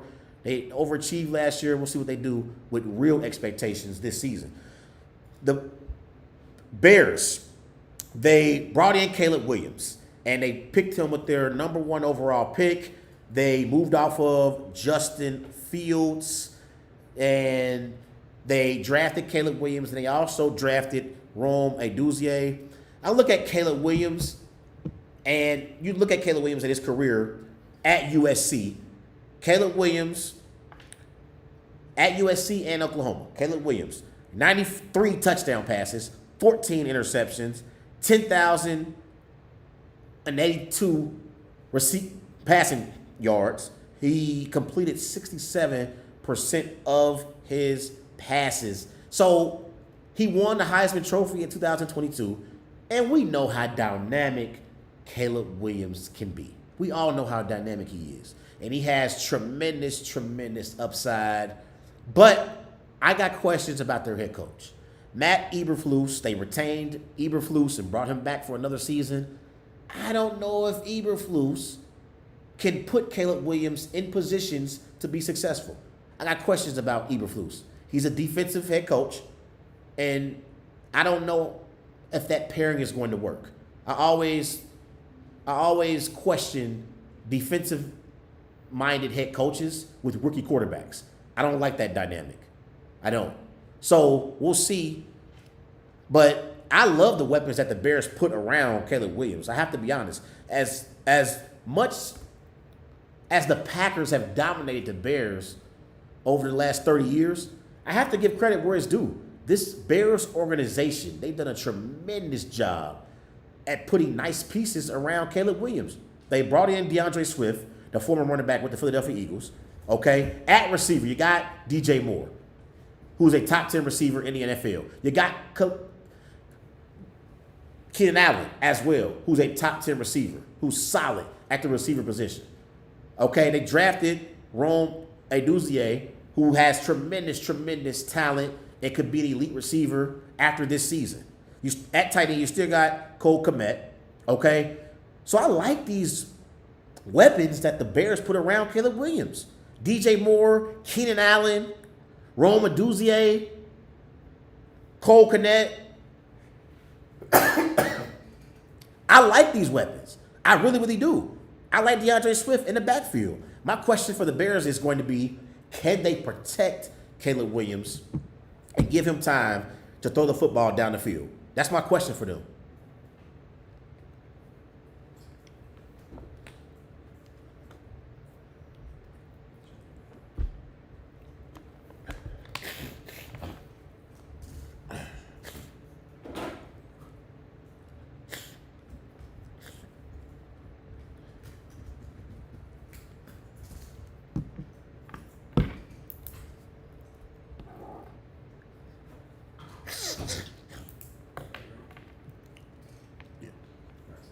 So offensively, I believe they're going to be good. And last year, I got to give credit where it's due. That Bears defense in the later stages of the season, they played elite defense. Up front, you got Montez Sweat. Okay, you got Andrew Billings. You got DeMarcus Walker as well. At linebacker, you got TJ Edwards. You got Tremaine Edmonds, the former Buffalo Bill. Okay? In their secondary, you got Kevin Byard III. He used to play with the Tennessee Titans. You got Jaquan Brisker, Jalen Johnson as well. And Matt Eberflus is a defensive-minded head coach. So I expect their defense to be pretty good. The only question for the Bears is going to be, will Caleb Williams live up to expectations? Because it's going to be a rude awakening for Caleb Williams because this ain't college. The game is much faster. You got defensive linemen who can run as fast as you can, Caleb. We're going to find out if Caleb Williams is going to be able to live up to the hype. But here's one thing I will say. The Chicago Bears have never had an elite franchise quarterback.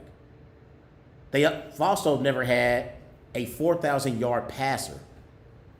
Isn't that crazy?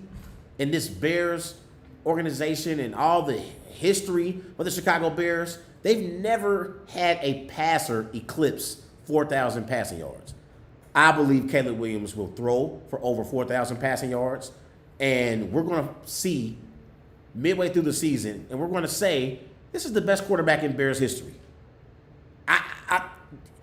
Go look it up. It's wild to think about, but Caleb Williams, midway through the season, giving the Bears competent, not even elite, competent quarterback play, we're going to say midway through, probably by Thanksgiving, he's the best quarterback in Chicago Bears history. And so I love their weapons that they put around Caleb. We'll see if they can live up to expectations. But I think the Bears are going to definitely have a good season in Caleb Williams' first year for sure. So we'll see. But and also the Minnesota Vikings, you got them. They lost J.J. McCarthy for the season. Their head coach is Kevin O'Connell. O'Connell. They obviously let and moved off of Kirk Cousins. I'm looking at this Vikings football team. I do like their receivers and Justin Jefferson, who's a top 5 receiver in the NFL, and Jordan Addison. I love their receivers, their 1 and 2 receivers. But I just don't know if they have enough. They're going to be starting Sam Darnold. And Sam Darnold, he's awful. We just have to be honest and call a spade a spade. Sam Darnold is not very good. And I'm looking at Sam Darnold. So far in his career, Sam Darnold, trying to pull up the stats here for Sam Darnold. You look at Sam Darnold and his statistics overall since he's entered the NFL in 2028. Since Sam Darnold entered the NFL in 2018, his touchdown to interception ratio is 63-56. That's ranked last in the NFL. His completion percentage is ranked last in the NFL at 60%.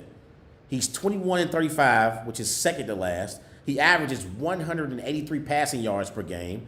That's ranked second to last as well. And he averages 6.7 yards per pass attempt. That also is second to last. So I just don't believe in Sam Darnold as a quarterback. And I don't believe that the Vikings have enough to overcome incompetent quarterback play. I like Justin Jefferson and I like Jordan Addison. But I just don't think Sam Darnold is good enough. Again, Aaron Jones is going to be good. He's going to be good for them. I like T.J. Hawkinson as their tight end. He's definitely one of the best tight ends that we have in the NFL. But I just don't think Sam Darnold is good enough. I don't. I think Kevin O'Connell is a good NFL head coach. I don't think he's great. But I felt like last year, even when they lost Kirk Cousins, the Vikings still competed at a high level despite losing Kirk Cousins. And they were in the playoff hunt all the way up until week, I believe, 17. Up until New Year's Eve, they were in the playoff hunt. So they gotta get a quality quarterback in there for the Minnesota Vikings to be successful. Defensively, they're led by Brian Flores. Obviously, on defense, you got Jonathan Bullard, you got Ivan Pace Jr. at linebacker. Okay, but I don't like Sam Darnold, so I don't think they're going to be good. So in the NFC North, I have the Vikings finishing fourth, the Bears with Caleb Williams. And again, I think midway through, we're going to say Caleb Williams is the best quarterback in Bears franchise history. But I got the Bears finishing third. And I have the Lions finishing second, and they will make the playoffs as a wild card team in the NFC with Jared Goff and that running game with Gibbs and Montgomery. I think the Lions are going to duplicate the success that they had in 2023 and 2024. And I like the experience that they gained from making the NFC Championship game last year. Lions finished second, and the Green Bay Packers will finish with the best record in the NFC North, and they will be the team to beat heading into the 2025 season. So I got Packers, Lions, Bears, Vikings in the NFC North. Both the Packers and the Lions make the playoffs. And those are my predictions for the NFC North in the 2024 NFL season. Everybody go follow Wise Guys on Twitter at WiseGuys_H. Also on Facebook, Wise Guys. Be sure to follow Wise Guys on Instagram at These Guys Know Sports.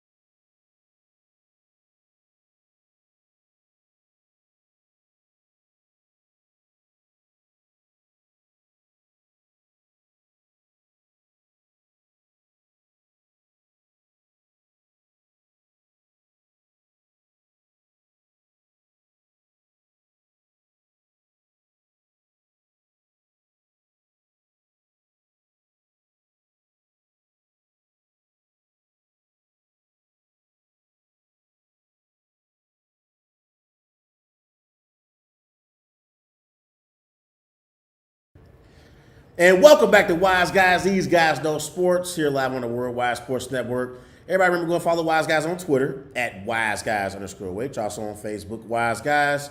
And be sure to follow Wise Guys on Instagram at These Guys Know Sports. Let's transition. Let's talk about the most competitive division in pro football. I saved the best for last. The AFC North. Last year, the Baltimore Ravens won the AFC North with a 13-4 record. The Browns made the playoffs with an 11-6 record. The Steelers, they were 10-7. They also made the playoffs last year. And the Bengals were 9-8 in fourth place in the AFC North. So every team in this division had a record over 500 last year. And the odds as we head into the season this year from Vegas, they have the Steelers plus 750. The Browns are plus 550. The Bengals are a plus 150. And the Baltimore Ravens are a plus 140. So let's start off with the Baltimore Ravens. Obviously, the Baltimore Ravens, they are led by two-time NFL MVP Lamar Jackson. Last year, Lamar Jackson had 24 touchdowns, 7 interceptions, 3,678 passing yards. He completed 67% of his passes. I thought last year Lamar Jackson kind of stole NFL MVP because I felt like last year Dak Prescott was more consistent throughout the season. Brock Purdy was also consistent throughout the season. So Lamar Jackson had a late surge and snatched NFL MVP right out of the hands of players like Dak Prescott and Brock Purdy. You could have even made an argument last year that Christian McCaffrey could have been the NFL MVP because he was great last year for the 49ers. But Lamar Jackson captured his second NFL MVP. And Lamar Jackson's impact is so significant to the Baltimore Ravens. He's the reason why the Baltimore Ravens are considered Super Bowl contenders year in and year out. You look at Lamar Jackson. With Lamar, the Ravens are 62-24. Without Lamar, they're 4-8. The Ravens, with Lamar, average 28 points per game. Without Lamar, they average 17 points per game. Their point differential with Lamar is plus 9. Without Lamar, it's a minus 1.9. With Lamar, the Ravens as a team with passer rating is 95.2. Without Lamar, it's 70. So we know how great Lamar Jackson is as a quarterback. And we know how dynamic he is as a player.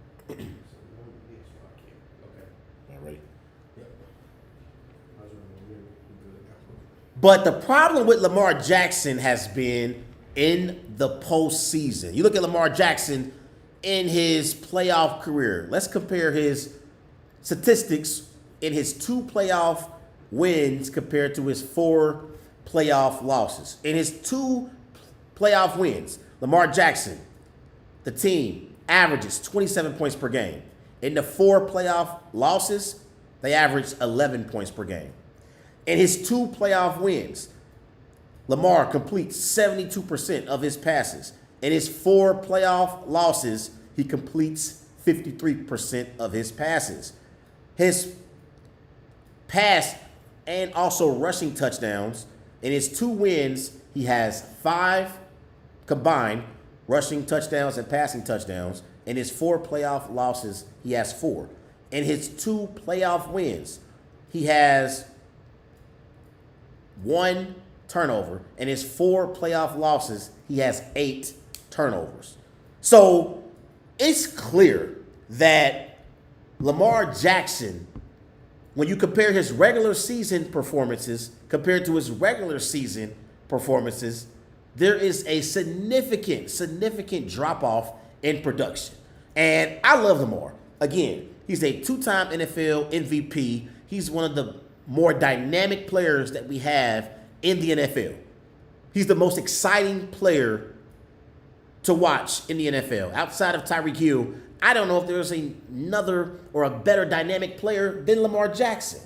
And I love Lamar's story. I love the fact that Lamar was able to come into the NFL and overcome the odds. There were plenty of people and plenty of doubters that doubted Lamar Jackson when he came into the NFL. And Lamar Jackson has silenced those doubters with his 2 NFL MVP seasons and solidifying himself as a top 5 quarterback in the NFL. When you talk about best quarterbacks in the league, Joe Burrow, Patrick Mahomes, Josh Allen, Lamar Jackson deserves to be in that conversation. But the biggest thing for Lamar, can Lamar duplicate the regular season success and translate it for the playoffs? That's the biggest. Can it transition from the regular season to the playoffs? That's the biggest question for Lamar Jackson. Outside of that, there's nothing bad you can say about Lamar Jackson. Nothing. I love the way he leads his football team. Now, I'm looking at the Baltimore Ravens overall as a football team this year. Obviously, they're led by head coach John Harbaugh. John Harbaugh has a career record as a head coach at 172-109. So he's won 61% of his games. He's a Super Bowl champion as a head coach. He won NFL Coach of the Year in 2019. I have no questions about Harbaugh as a head coach. I feel like John Harbaugh is one of the best coaches in the NFL. I love Jim Harbaugh, his brother, as well, but I probably would I don't know, John Harbaugh has a Super Bowl, so I may give John Harbaugh the nod over Jim slightly just because John was able to win a Super Bowl, and that's something that Jim Harbaugh is still searching for and trying to reach. So I like John Harbaugh overall. Now I'm looking at this Baltimore Ravens football team. Offensively, at running back, they brought in Derrick Henry, and that was a major signing in free agency. And many people believe Derrick Henry doesn't really have much left in the tank. And I know Derrick Henry is going to be motivated, and he's better than any running back the Ravens have had in the Lamar Jackson era. But the way this Ravens offense is designed, you don't really need an elite running back. But they have one now in Derrick Henry. And if you have Derrick Henry on your fantasy team, Derrick Henry is going to get a lot of carries on the goal line for the Ravens. I think that's where he's going to be utilized the most, on the goal line, in short yardage situations for the Ravens. I think it's going to definitely help this Ravens offense out. And I think it's going to be important for the Ravens to continue to run the football. I thought last year in the AFC Championship game, offensive coordinator Todd Monken, that was where he went wrong.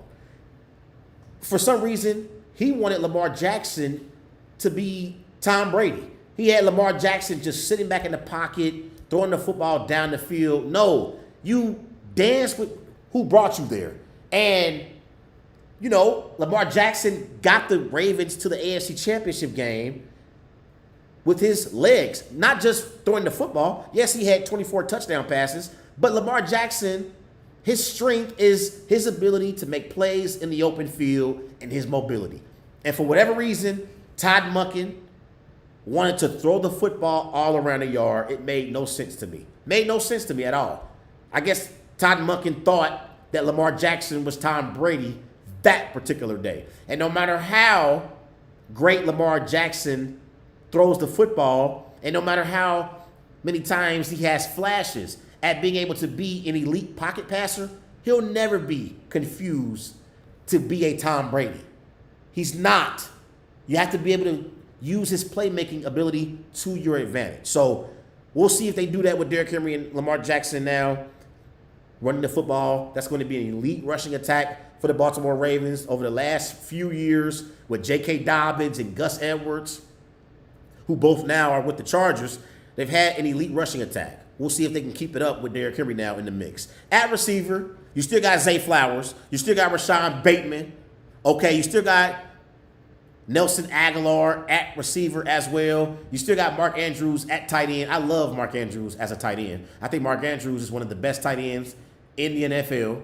I thought last year after he got injured against the Bengals, I just felt like as the season went along, he never was the same.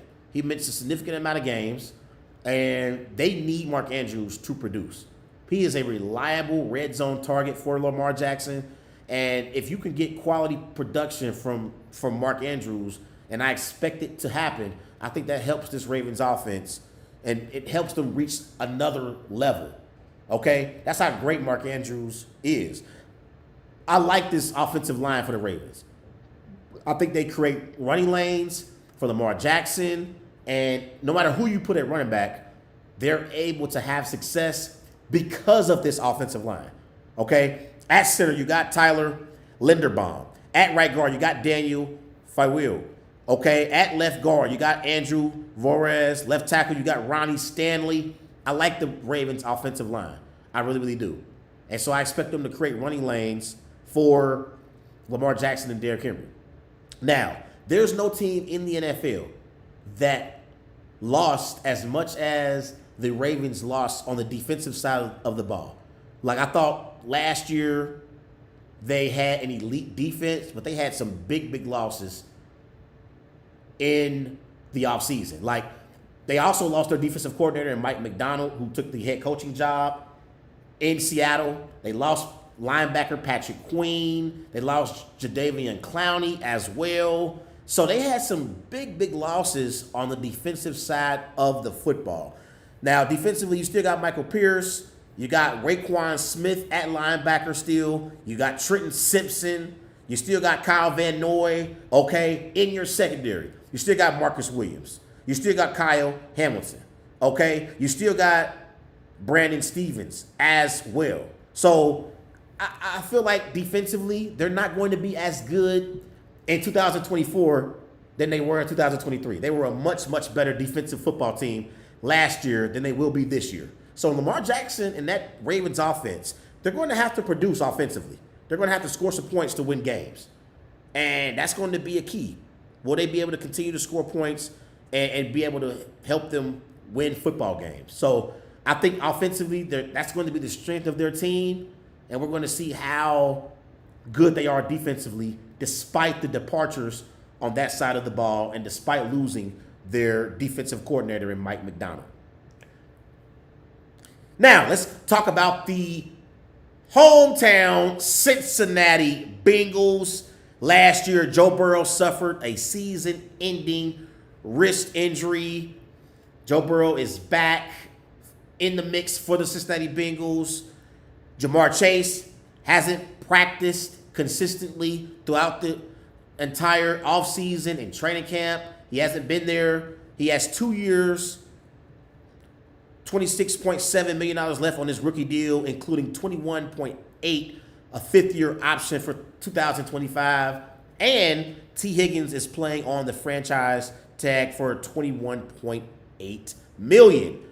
Obviously, the Cincinnati Bengals are coached by Zach Taylor, but it starts and ends with Joe Burrow. Joe Burrow, before his wrist injury last year, he had 15 touchdowns, 6 interceptions, 2,309 passing yards. He completed 67% of his passes And I thought last year, Joe Burrow, they started off the season kind of slow. But as the season went along, they were starting to get into a rhythm, and they were getting hot right when he suffered his wrist injury. Like, it was just a bad break for the Cincinnati Bengals last year. Because I thought right when Joe Burrow was starting to get hot and get into a rhythm offensively, that's when he suffered his season-ending wrist injury, and it put him out for the season and pretty much ended the Bengals' hopes to compete for a Super Bowl. Jake Browning, to his credit, let's give him some credit, he came in and did a tremendous job leading this Bengals football team, because I thought they were done after Joe Burrow got injured, and they competed for a playoff spot late into the season. And I got to give Zach Taylor some credit. I have to give Zach Taylor some credit because despite losing Joe Burrow, the Cincinnati Bengals, even into Christmas, they were still in the playoff hunt. That's coaching. Give Zach Taylor some credit. Jake Browning showed a lot of promise last year in the absence of Joe Burrow. But when I look at the Bengals overall, the Jamar Chase situation, honestly, I think it's ridiculous that Jamar Chase is going through this right now with the Bengals. He wants his money. Jamar Chase, he's seen Justin Jefferson get paid. He's seen Brandon Ayuk get paid. He's seen Amon-Ra St. Brown get paid. He's seen Tyreek Hill get paid. And Jamar Chase wants his money.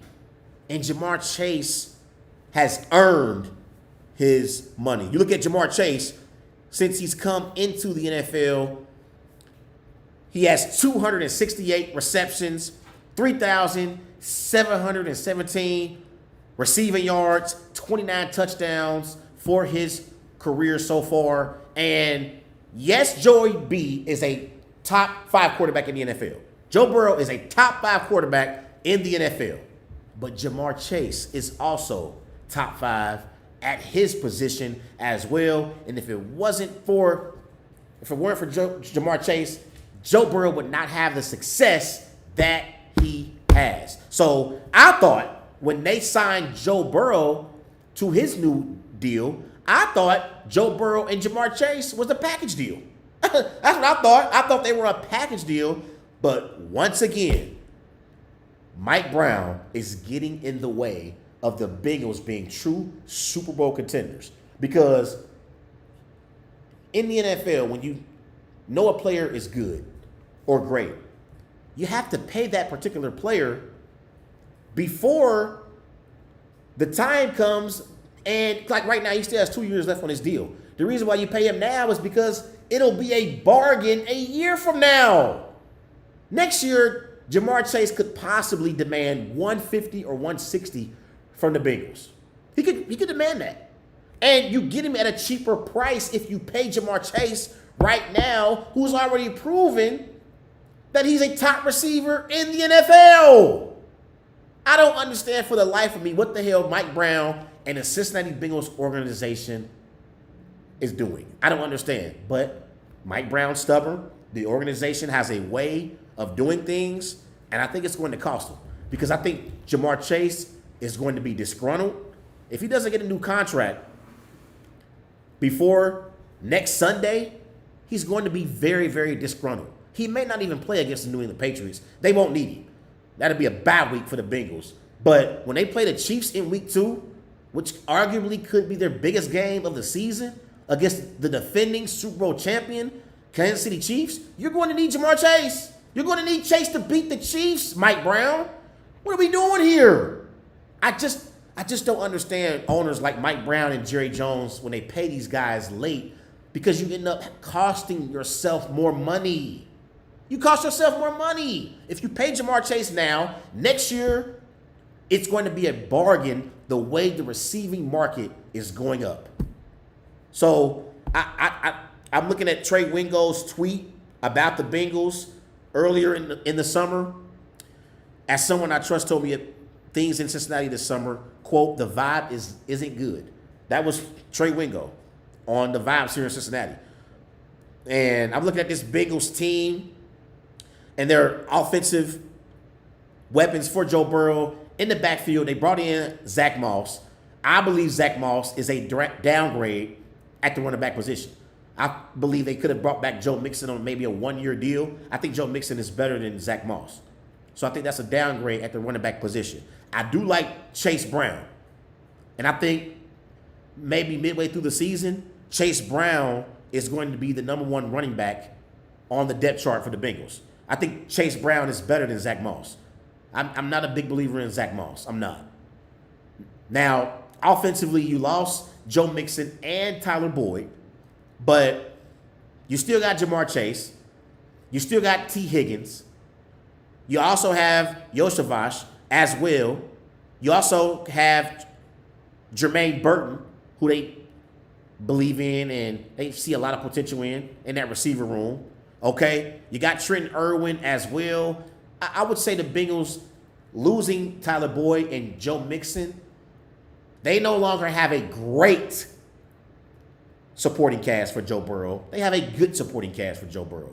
It's not great anymore because with Joe Mixon, Tyler Boyd, T. Higgins, Jamar Chase, that was an elite supporting cast for Joe Burrow. Now they're good. They're good still.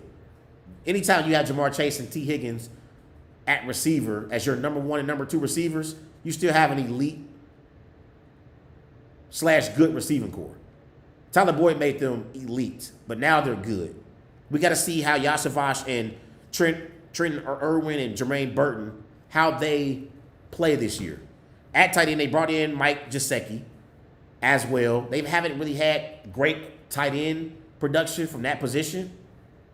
So maybe Gesicki can help them in that area. I got my questions about the Bengals offensive line.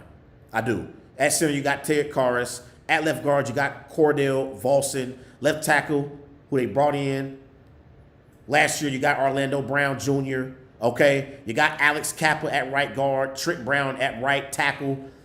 Bengals offensive line has never been elite in the Joe Burrow era. They've never been elite, never. Imagine if Joe Burrow had an elite offensive line, how good he would be. They haven't been elite. So we'll see how they play. But I still think the Bengals offense will be one of the best offenses in the league. With Joe Burrow, with Jamar Chase, with T. Higgins, and with Chase Brown in the backfield running the football, I still think they'll be an elite offense. But again, that supporting cast, they went down a notch from elite to good. They're good now, not elite.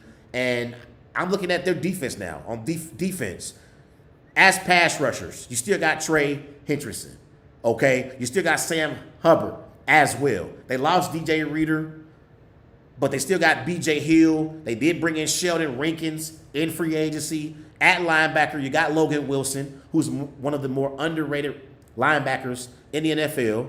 You got Jermaine Pratt as well in their secondary. You got Cam Taylor-Britt, who I believe is going to elevate himself to being their true number 1 DB, and he'll get the responsibility at being able to guard the opposing team's number 1 receivers. You got Stephon Diggs in the AFC. You got Tyreek Hill in the AFC. I think Cam Taylor-Britt will have the responsibility at guarding opposing teams' number 1 receivers. All right, yeah, I was trying to find a good close segue okay. for that. But we just gonna have to be for a minute because we're gonna do it because I'm not these batteries are charged 100%. So Okay.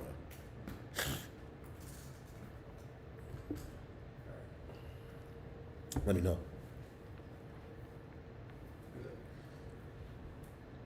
I also like to pick up with them picking up in free agency Geno Stone, because when they went to the Super Bowl and they went to the AFC Championship game, they had elite safeties in Von Bell and Jesse Bates. So I was wondering, like, how are the Bengals going to replace Jesse Bates and Von Bell?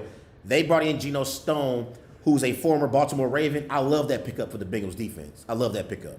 I really, really do. And they still got Mike Hilton as their nickel. So I like this defense. I think they can have a good defense. I really believe they can have a good defense. And offensively, we know that they have Joe Burrow and Jamar Chase, so they'll be good on offense. So I like the Bengals in the AFC North and in the AFC. Now, let's talk about the Cleveland Browns. The Cleveland Browns, They are led by Kevin Stefanski. And Kevin Stefanski, I believe he's a good NFL head coach. He won Coach of the Year last year. And overall, for his head coaching record, Kevin Stefanski is 38-32. So he's won 54% of his games. And I thought last year, Kevin Stefanski probably did his best job as a head coach, getting that Cleveland Browns football team to the playoffs with Joe Flacco. I mean, last year I thought they were done once Deshaun Watson went out. And Kevin Stefanski led the Cleveland Browns to the postseason. Now, they got blew out in the first round, in the wild card round, by C.J. Stroud and the Houston Texans. But I thought getting to the playoffs with Joe Flacco, the Browns overachieved last season. They really did. They overachieved. And obviously at quarterback, the big question mark for the Cleveland Browns is Deshaun Watson. And last year, Deshaun Watson, 7 touchdowns, 4 interceptions, 1,115 passing yards. He played in 6 games last year, completed 61% of his passes. I think the Cleveland Browns have a lot of great players on their team, and I do mean great. The Cleveland Browns have elite players, from Nick Chubb, when he comes back in the backfield. On defense, you got Myles Garrett, arguably could be the best defensive player in the NFL. Okay, they have some elite players on this Browns football team. But the biggest question mark for the Browns as we head into the 2024 season is none other, yet again, Deshaun Watson. Last year, when I did my predictions for the AFC North, one of my questions was, do you expect Deshaun Watson to get back to his 2024? I still got that same question written on my outline for this season. It's still there. It has not changed. And I'm wondering if Deshaun Watson can ever get back to his form and how he played in Houston. I mean, you look at Deshaun Watson and what he was able to do in Houston. This is Deshaun Watson in Houston in 2018. 26 touchdowns, 9 interceptions. 2019, 26 touchdowns, 12 interceptions. 2020, which may have been his best season as a pro, 33 touchdowns, 7 interceptions. So Deshaun Watson was elite in Houston. And he's been the complete opposite in Cleveland. He's been the complete opposite. And I was thinking about this the other day. I don't think we've ever seen a player be as good as Deshaun Watson was and have such a major drop-off in performance. I have never seen this before. And again, I know he's got all this money he's getting paid. Some people I've heard Browns fans saying he's not as motivated now compared to what he once was. Like maybe he's not motivated anymore because he's getting paid all that money. I don't know. But I have never, ever seen a player literally dissipate right before our eyes and just have a significant drop-off as far as production like I've seen with Deshaun Watson. I can't remember this ever happening before. I can't. Can somebody tell me? Let me know. Let me know. I don't know. But Deshaun Watson, he literally went from being one of the best quarterbacks in the NFL to being one of the worst quarterbacks in the NFL.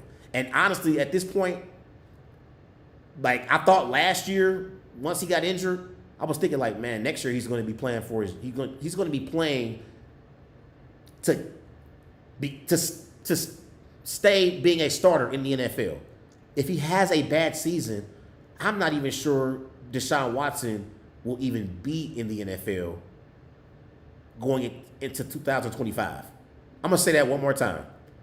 Last year, once he got injured, I was thinking like, okay, next year he's playing to still be a starter next year. Like next year, like I was speaking into for this season, he's going to be playing to remain a starter. I'm at a point with Deshaun Watson. If he doesn't play well this season, I'm not so sure Deshaun Watson will even be a quarterback on an NFL roster at all when we head into the 2025 NFL season. That's how bad it has gotten for Deshaun Watson. So I look at this Browns team overall, offensively, they're going to get back Nick Chubb. He's going to start the season on IR. And the thing with Nick Chubb is he's one of the best running backs in the NFL, but that injury was so nasty. I don't know how he's going to bounce back this year. It's going to take him some time. He may not be back to being Nick Chubb until 2025. We don't know. We got to see. But at receiver, they traded for Jerry Jeudy in the offseason as well. You still got Amari Cooper. So Jerry Jeudy and Amari Cooper are two nice receivers for the Browns. Okay? At tight end, you still got David Njoku. I like their offensive line. That's the reason why the Browns have been the elite running team, because they have a great offensive line. They have a nice O-line that creates running lanes for Nick Chubb and Jerome Ford. Previously, it was Kareem Hunt as well running the football for the Cleveland Browns. And their offensive line, they have left guard Joel Batino, left tackle Jadrick Willis Jr., okay, right guard Wyatt Teller, right tackle Jack Conklin. So I really like this Browns offensive line. I mean, they're going to have to protect Deshaun Watson. Deshaun Watson, his status for week 1 is unknown right now. He's been dealing with a shoulder injury during training camp. And so we don't even know if he's going to play week 1. We don't know. Now, defensively, I think the Browns have a top 10 defense in the NFL. I know they didn't show it last year in the playoff game against the Texans, but they have an elite defense led by Myles Garrett. Myles Garrett is arguably the best defensive player in the NFL. You can go back and forth, whether it's TJ Watt for the Steelers, or whether it's Myles Garrett. Myles Garrett is in that conversation. But up front, you got Myles Garrett as a pass rusher. You still got Zadarius Smith as a pass rusher, okay? At linebacker, you got Denzel Ward. I'm sorry, Denzel Ward is in the secondary. At linebacker, you got Jordan Hicks, Denzel Ward as a DB. You got Grant Delpit as well. You got Greg Newsome II, Martin Emerson Jr. as well in their secondary. So I like the Browns' defense. I like their pass rushers and Garrett and Zadarius Smith. I like their linebacking core with Jordan Hicks and Devin Bush. I like their secondary with Grant Delpit and Greg Newsome II and Denzel Ward. I love this Browns defense. And again, they can get some quality quarterback play. They can be good in the AFC North. Now, let's go to the Pittsburgh. Let's go to the Pittsburgh Steelers and talk about the Pittsburgh Steelers. Obviously, they're led by Mike Tomlin. They brought in Russell Wilson and Justin Fields. And they essentially replaced Kenny Pickett and Mason Rudolph. And so Steeler fans are excited about bringing in Wilson and Fields. But I was just thinking as I watched the preseason, I'm not so sure that Justin Fields and Russell Wilson are better than Kenny Pickett and Mason Rudolph. I don't know. That's how bad Russell Wilson and Justin Fields have been so far in the preseason for the Steelers. I don't know. And I look at the Steelers team. Last year they made the playoffs with a 10-7 record. They lost in the wild card round to the Buffalo Bills. And obviously, they got weapons. You got George Pickens. Okay, you got Pat Freiermuth at tight end. At running back, you got Najee Harris in the backfield. You got Arthur Smith now calling the plays for the Steelers. He's their offensive coordinator. And I think he's going to, do a great job at involving Najee Harris in the running game. I think their offensive line is questionable. Like, I watched that game against the Bills in preseason, and Russell Wilson and Justin Fields, they were running around for their lives. That's how bad that Steelers offensive line was. I got questions about this O-line. Zach Frazier at center, left tackle Dan Moore Jr., right guard James Daniels, right tackle Broderick Jones. I just don't believe in this Steelers offensive line. And so for me, Mike Tomlin decided to roll with Russell Wilson to start the season. I think Justin Fields would have been a better choice for quarterback to start the season because Justin Fields can make plays with his legs. That's something that Russell Wilson no longer can do. Russell Wilson, he can't make plays with his legs the way Justin Fields can. And so because your offensive line is not very good, you need Justin Fields and his ability to make plays with his legs as an X factor for this Steelers offense. Otherwise, they won't be able to move the football. It's unfortunate because the Steelers, they draft skill position players very well. Like Najee Harris is a nice running back. George Pickens, if he lives up to his potential, is a great receiver. You got Deontay Johnson. He's not on the team anymore, but they drafted him as well before they let him go. So the Steelers, they draft receivers very well. They can draft receivers, but for whatever reason, they can't get quarterback right. They haven't gotten quarterback right since Ben Roethlisberger. And because of that, I just don't know if they're going to be able to compete in the AFC North. I like their defense. They always have an elite defense. And earlier I spoke about how Patrick Queen left the Ravens. He went to the Steelers. So the Steelers will still be an elite defense. You still got Cameron Hayward. You still got TJ Watt, one of the best defensive players in the NFL.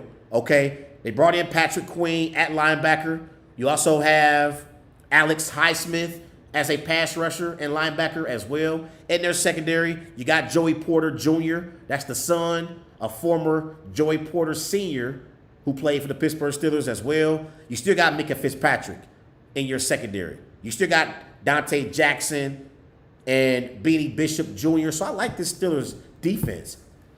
But it's not the 90s anymore. You got to be able to score points. And I don't think they can really score enough points to compete in the AFC North or in the AFC. The Pittsburgh Steelers have last place written all over them. And I'm picking them to finish last in the AFC North. It don't matter who the quarterback is. It don't matter if it's Russ or Justin Fields, although I do believe Justin Fields will be the starter by season's end. The Pittsburgh Steelers will not make the playoffs, and they will finish fourth in the AFC North. And I believe for the first time in his head coaching career, Mike Tomlin will finish with a record below 500. I'm predicting that. The Pittsburgh Steelers and Mike Tomlin will finish with a record below 500, and they will finish fourth in the AFC North. Coming in third in the AFC North, I have the Cleveland Browns. I believe the Browns, top to bottom, have a team that's good enough to compete with the Bengals and the Ravens.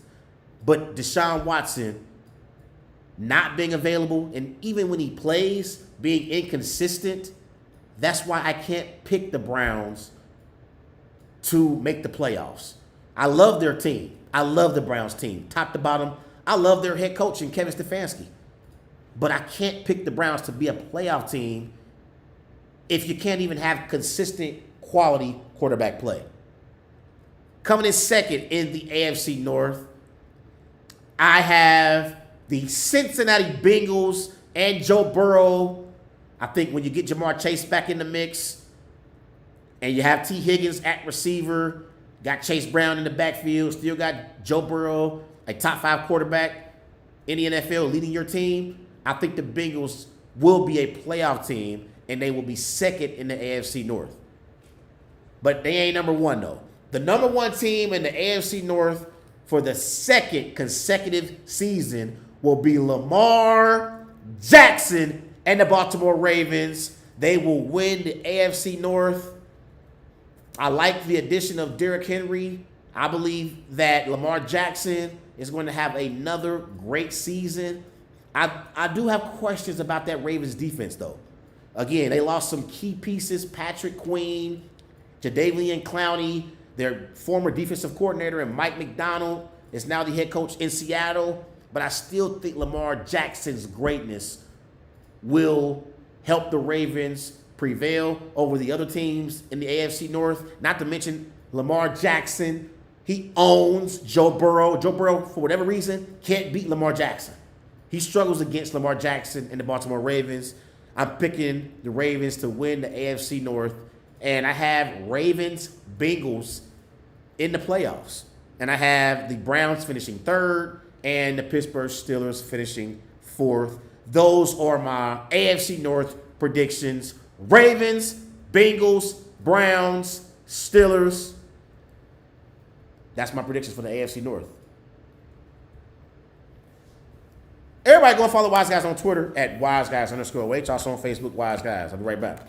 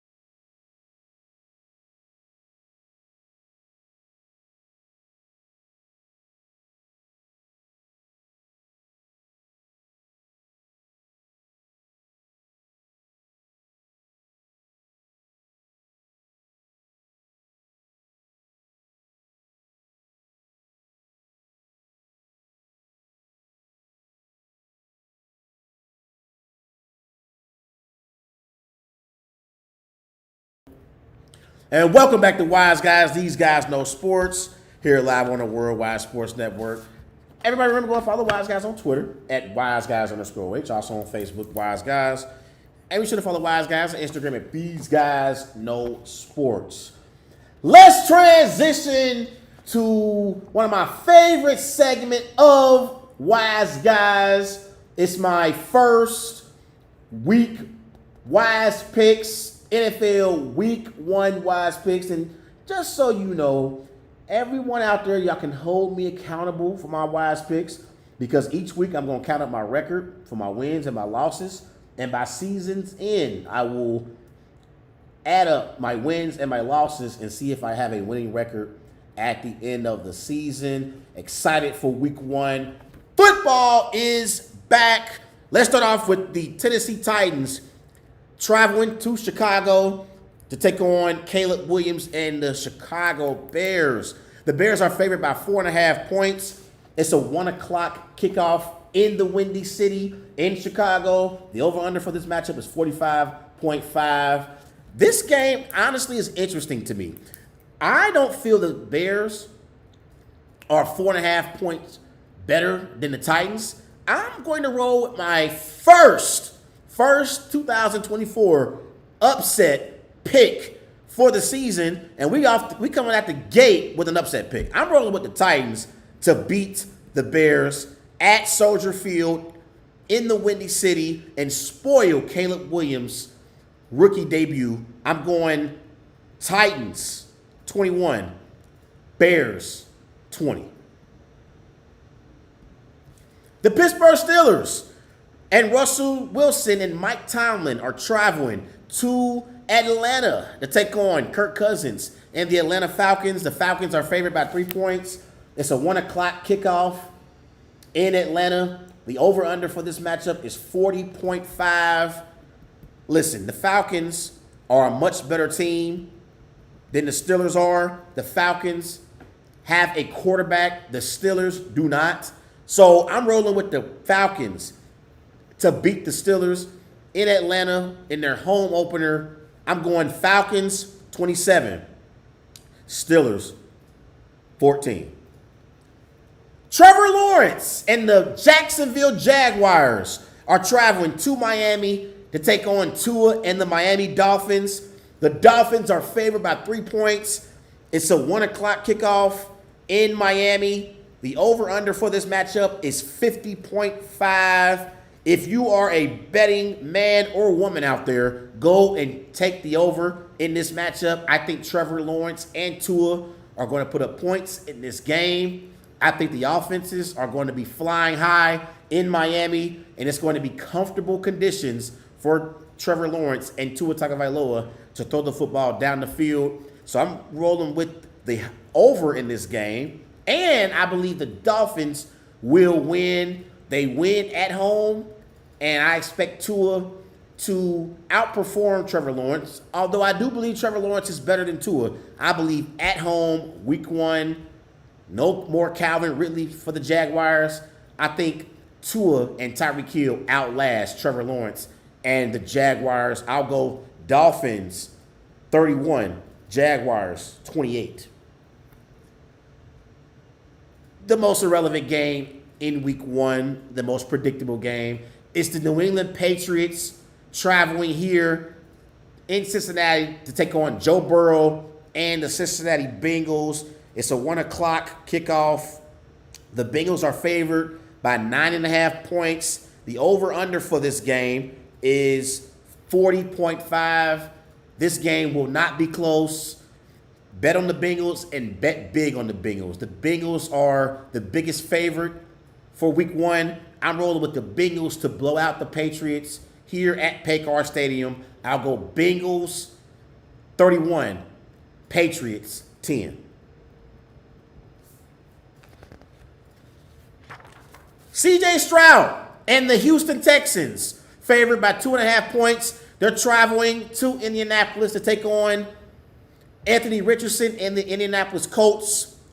It's a 1 o'clock kickoff. The over-under for this matchup is 49.5. It's an AFC South battle in Indy. I believe C.J. Stroud and the Texans are a better football team than the Colts are. I believe C.J. Stroud is better than Anthony Richardson is. So I'm rolling with the Texans to beat the Colts. But I do believe this game will be close. I think the Colts will compete in this football game. They're going to keep it close. But I'm going to roll with the Texans to beat the Colts. I'll go Texans 27, Colts 24. It's going to be a close one in Indy week 1. And I believe C.J. Stroud and the Houston Texans will outlast Anthony Richardson and the Indianapolis Colts. Stroud 27, Richardson 24. The Minnesota Vikings, favored by a point and a half. They're traveling to New York, to MetLife Stadium to take on Daniel Jones and the New York Giants. It's a 1 o'clock kickoff in New York. The over-under for this matchup is 41.5. Neither one of these teams are very good. Both of these teams will finish 4th in their respective divisions. But I believe the Vikings are a better team than the Giants are right now because the Vikings have Justin Jefferson and the Giants don't. So I'm rolling with the Vikings to beat the Giants in New York at MetLife Stadium. I'll go Vikings 21, Giants 18. The Carolina Panthers and Bryce Young, they're traveling to New Orleans to take on Derek Carr and the New Orleans Saints. The Saints are favored by 4.5 points. It's a 1 o'clock kickoff in New Orleans. The over-under for this matchup is 40.5. I believe Derek Carr and the New Orleans Saints, I believe they will prevail in this game. I do believe Bryce Young and the Panthers will have a better season this year than they did last year. Last year they finished 2-15. I like the addition of Deontay Johnson with the Panthers. Deontay Johnson and Adam Thielen as a receiving core for Bryce Young. Those are nice receivers for Bryce Young. But I believe the Saints are slightly, just slightly, they're better than the Panthers are. And Derek Carr right now is a better quarterback than even Bryce Young is. But Bryce Young does have tremendous upside. I'm going with the Saints over the Panthers in week 1. I'll go Saints 24, Panthers 21. The Arizona Cardinals and Kyler Murray are traveling to Buffalo to take on Josh Allen and the Buffalo Bills. The Bills are favored by 5.5 points. Kickoff is set for 1 o'clock in Buffalo. The over-under for this matchup is 48.5. Josh Allen is better than Kyler Murray. The Buffalo Bills are a better football team than the Cardinals are. I like Marvin Harrison Jr. for the Cardinals. I think he's going to prove to be a top 10, maybe top 15-ish receiver by season's end. But I'm rolling with the Buffalo Bills and Josh Allen and their experience to beat the Arizona Cardinals in Buffalo. I'll go Bills 21, Cardinals 10.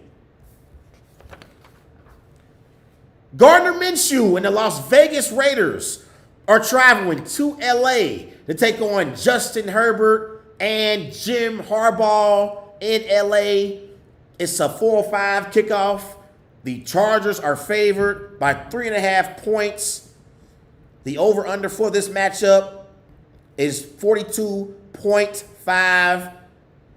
I think the Chargers are excited to have Jim Harbaugh as their new head coach. I don't believe in Gardner Minshew or Aiden O'Connell for the Las Vegas Raiders. I still got my questions about Antonio Pierce and the Las Vegas Raiders. Is he a good head coach? Can he coach at the NFL level? I don't know. I do know Devontae Adams is an elite receiver, but if he can't get the football down the field, I don't think he can be as effective.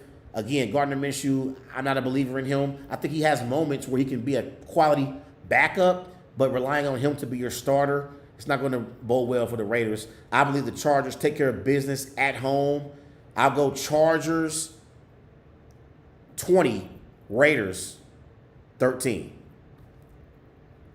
So Jim Harbaugh gets his first win as Chargers head coach in week 1. Chargers 20, Raiders 13. Bo Nix and the Denver Broncos are traveling to Seattle to take on Geno Smith and the Seattle Seahawks. The Seahawks are favored by 5.5 points. It's a 4:05 p.m. kickoff. The over-under for this matchup is 41.5. I was talking to my cousins the other day, and they gamble, and they were like, man, what locks are games that I know for sure are going to happen week 1? And one of my cousins brought up the Seahawks, and I said, that's not a lock to me. I think Bo Nix and the Denver Broncos will upset Geno Smith and the Seattle Seahawks. I'm rolling with the Denver Broncos to beat the Seattle Seahawks in Seattle. I'm going Broncos 24, Seahawks 20. The Dallas Cowboys and Dak Prescott are traveling here to Ohio to take on the Cleveland Browns. The Browns are favored by 2.5 points. It's a 4:25 p.m. kickoff. The over-under for this matchup is 42.5. This is Tom Brady's first official game as a color analyst for Fox Sports. The Browns are favored by 2.5 points. I don't understand how the Browns are favored to win this game. Deshaun Watson has a shoulder injury. He hasn't practiced very much, hasn't played in the preseason. And Dak Prescott is excited to have CeeDee Lamb in the fold, to get back Ezekiel Elliott after a few years being away from the Dallas Cowboys. But I'm rolling with the Cowboys to beat the Browns in an upset. But honestly, to me, this is not really an upset. I believe the Dallas Cowboys right now, they are a better football team than the Browns because the Browns don't have a quarterback. They don't have a quarterback. So I think the Cowboys, because of Dak Prescott and CeeDee Lamb, they're going to have great performances on that Browns defense. The Browns defense is elite, but they won't have enough this week against Dak Prescott and the Cowboys. I'm going Cowboys 24, Browns 13. Now, to the 3 big games for week 1.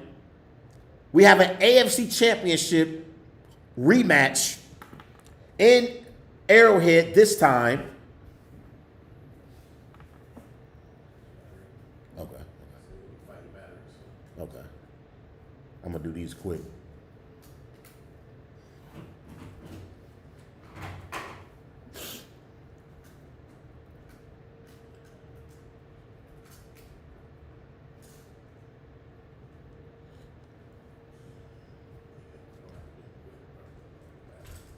How long do you think I got? About 5 minutes?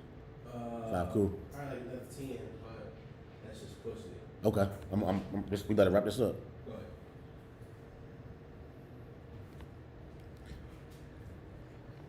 It's an AFC Championship rematch. This time, the game will be played in Kansas City at Arrowhead. It's the Baltimore Ravens and Lamar Jackson traveling to Kansas City to take on Patrick Mahomes and the defending Super Bowl champion Kansas City Chiefs. The Chiefs are favored by 3 points. It's an 8:20 p.m. kickoff on Thursday Night Football. The over-under for this matchup is 46.5. This is ring night for the Chiefs. Last year, these two teams met in the AFC Championship game. The Chiefs beat the Ravens 17-10. Mahomes, he went 30 of 39. He threw for 241 passing yards, 1 touchdown. Quarterback rating at 100.5. Travis Kelce had a great performance for the Chiefs. He had 11 receptions, 116 receiving yards. Lamar Jackson, he went 20 of 37. He threw for 272 passing yards, 1 touchdown, 1 interception. That Chiefs defense, they got after Lamar Jackson. They had 4 sacks on Lamar in that game. Zay Flowers had a pretty solid game besides the fumble at the goal line. He had 5 receptions, 115 receiving yards, 1 touchdown. So for this matchup, obviously we have 2 great head coaches in John Harbaugh versus Andy Reid. And I'm looking at this matchup between these 2 teams. For the Ravens, you got Derrick Henry now in the backfield. And so I love that rushing attack for this Ravens offense. You got Lamar Jackson, you got Derrick Henry, but I believe the Ravens should still give Lamar Jackson opportunities to run the football. Don't become so reliant on Derrick Henry that you forget about Lamar Jackson and your two-time NFL MVP. So I think Todd Monken needs to run the football. Don't be pass happy.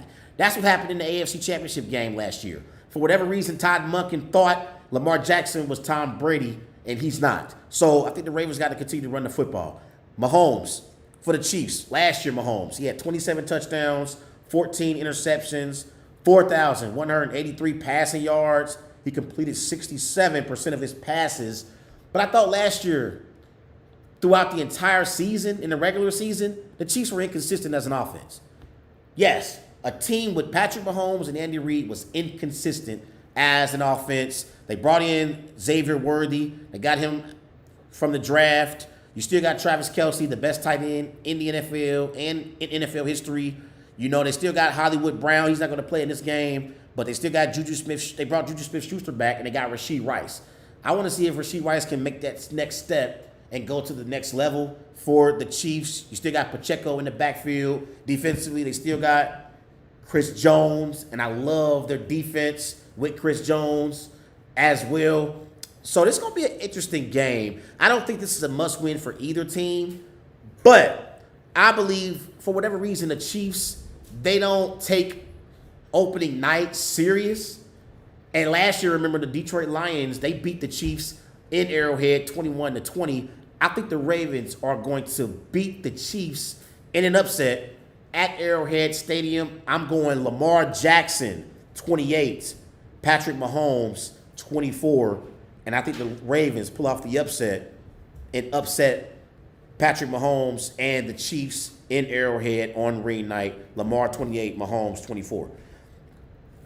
Friday night in Brazil, it's the Green Bay Packers taking on Jalen Hurts and the Philadelphia Eagles. The Eagles are favored by 3 points.